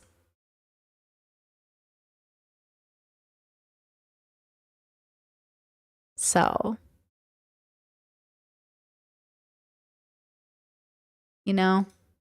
Corporations run the press. If you were in China, corporate tyranny would eternally be the enemy because the government runs the press. And the new media class seems to be completely oblivious to the fact that they have adopted that framing without even knowing that they have, because they grew up in that toilet water and have never questioned what that water is once. Roger Ailes, the inaugural CEO of Fox News, the man who probably first best exploited this phenomenon, once stated, people don't want to be informed, they want to feel informed. And ironically, that is the exact service Ground News offers. They don't inform you at all about real bias. They provide you with the illusion, the warm feeling that you're media literate. The Ground News founder even says as much. We wanted to create a product that even if you spend a few minutes a day, that you can wrap your head around complex news stories and leave feeling more informed. Feeling more informed, founder's words. All the hallmarks of a scam product. Just like a shake weight, you only need to use it for a few minutes a day to feel the difference. Insane. I'm sorry, it takes more than a few minutes a day to decipher even one current event. I'd say it takes exactly whatever the number here is to get a decent enough rundown on the topic. But if this hasn't convinced you Ground News is a scam, legit con man Patrick Bet David offers an identity. Okay, hold on. Chat, I don't know why you're batting for Gandhi so hard. Do you know him? Do you know something about Gandhi we don't? Look, all men are inherently misogynist. They are raised in patriarchy. So I don't know why you're batting so hard for Gandhi. Like, what information do you want? This is normal for us to look at people in our past we thought was perfect and then to realize, like, yeah, they weren't, you know? What do you know or not know? Okay, we don't have to sit here and become conspiracy theorists about like, nobody ever knows anything. If you research enough, people who interviewed them, worked with them, people who spent time with them, in the same way I could probably talk about you or your past or your family members, we all have You know what I mean? We all have issues. So Gandhi was problematic. Not surprised. Right? No need to like sit here and talk about misinformation. Like, he talked about it. He was interviewed. He spoke about it. Like, what else do we need? Identical product. Same little bars and everything. Actually, I take it all back. If there's one person to provide the only clear escape from the Matrix, it's Patrick Bet-David. This out. We got this painting that I worked on and commissioned Brent Hill. You see me in here? And the Chat says Gandhi saved India. Nobody saves anything. We all just exist and then we die. You're batting too hard for a man right now, girl. blue, then we have Senna, Ayrton Senna. Then there's Tupac, the Shah of Iran, Lincoln, Kennedy, Einstein. Bunch of different hidden messages in there. Wow. Let me see if I could decipher some of these hidden messages. Is one of them perhaps that Patrick Bet-David thinks Shah Reza Pahlavi and Tupac are up there in intellectual weight with Einstein? Who the fuck thinks that? MLK, empty chair, and they're debating two books, Atlas Shrugged and Communist Manifesto. This is my thinking room. If I want to think, I come here, I close up, and I start thinking. Thinking room. Wow. I'd say it's off the charts narcissistic to paint yourself with the world's greatest thinkers, but a Formula One racer, a dead rapper, a fairly inconsequential monarch debating the great intellectual books of all time, which apparently is a fantasy book. Literally, it's literally a work of fiction. And not even Karl Marx's most detailed work, basically a pamphlet he printed. It's all a bit cryptic. But I think I figured out another hidden message. One of the books is right-wing, and the other book is left-wing. The ground news of paintings, especially because Karl Marx isn't present to discuss Karl Marx, but Milton Friedman is. Fuck. Even Chomsky's infographic, nothing on that. Picture's worth 1,000 words. Patrick Bet-David's tribute to his own genius really is exactly how the propaganda model works. My only issues are, where is Annoying Orange? And why isn't Rich Dad Poor Dad in there to represent centrism in the books they're debating? Lesson of the video? Unless you're as much of a thinker as Patrick Bet-David, the complexity of ground users analysis will go over your head and will be of no use to you. I think I'm well read. I think I'm well spoken. I think I'm well above average. It is important to me to carry myself in a manner where people are going to say, you know what, he knows what he's doing. Let's just stick on the safe side. Don't give your money to ground use. Store that money safely away in my super chats. Comment below with a super chat saying my money is safe. Biggest donation wins. Seriously, I prefer if you put it in my Patreon. I'm Mr. Krabs, and I like money. Okay, we loved this. I'm going to subscribe. I'm going to like the video. This is Friendly Jordies. I'll go ahead and put his video in the chat again. We love him. Oh, I'm so glad my YouTube algorithm was like, you should watch this person. I was like, okay. Okay, love it. Chat says, what do we think about Rand? You guys know my opinion on Rand at this point, I'm sure. Read a lot of her books. Liked them. Enjoyed them. Read Objectivism, the one by her student, whatever it's called, whatever his name was. I disagree, but I like it, but I don't disagree. I think it's fine, but I think it's wrong. I think Rand had a little cult following, which is fine. I think her philosophy was flawed, but note that she only wrote down her fiction. She never wrote down her objectivism, like as a philosophy herself. Her student did. So Rand is interesting. I think she's probably like an autistic queen that had a moment with like philosophy and fiction, which we love. I just think it was like limited and flawed, but hey, like every edgy atheist I know read Rand right out of religion. So makes sense. But I think she, you know, I think there's limitations to the whole objectivism argument, but yeah, had her flaws. I don't know much about her, honestly, other than her works. But to be fair, I went down a Rand bubble and then I abandoned it when I was like, this isn't it. I was like, this isn't it. You know what I mean? But like, okay, good for you, girl. You know, good for you. I don't know. I feel like everyone should read Rand and then everybody should move on and find something better. You know, I just think it was limited. What are you going to do? Okay, girls, that's all I had for you today. But tomorrow, I'm very excited. I found this TV show on YouTube. It's kind of like a YouTube TV show. And it's a vegan cooking show. And I was like, yo, that sounds like a Friday stream if I ever heard one. So tomorrow, hopefully YouTube lets me play it. I did a test stream and they didn't take it down. We're going to watch a vegan cooking show. Fingers crossed. Worst case, I'll have some backups. But I thought that'd be kind of cool to end this week about veganism, talking about veganism. And also, of course, we'll talk about veganism in the future. But I just thought that would be really a fun, like a a fun little thing to end our week on. So I will see you again tomorrow. I'm going to go edit Love is Blind so you guys have an episode ASAP. Please like the stream. Please share it with people if you think they'd like it. Please join Patreon if you'd like to join us for finishing up. Guys, we're almost done here. I'm Glad My Mom Died, audio book club, chapters 56 through 74 coming up on Sunday. We have 2 more weeks and we're done with that book series. And then we'll probably do a watch series, I think. Discord 101, great for new people, open discussions March 30th. Smash if you have a Switch, you're 18 plus, you want to support my work during the Patreon. We're having a little Smash hangout day on the Discord Sunday afternoon, 2 p.m. Smash on the Switch. We're doing it. Come join us. Hopefully it all works out good. I'm hoping the lag's not too crazy because, the lag comes in and you're just fucked, And we're going to test it out together, have some fun together. And then we'll probably do a series watch together. We try to dissect things. I'm thinking The Good Place. I'm thinking we'll take a vote for the Discord, but I'm thinking like The Good Place, something to dissect that's light and philosophy based, but fun. We'll see what we end up doing. Okay, with that said, see you tomorrow. See you tomorrow. Bye-bye. Bye-bye. Bye-bye. Bye-bye.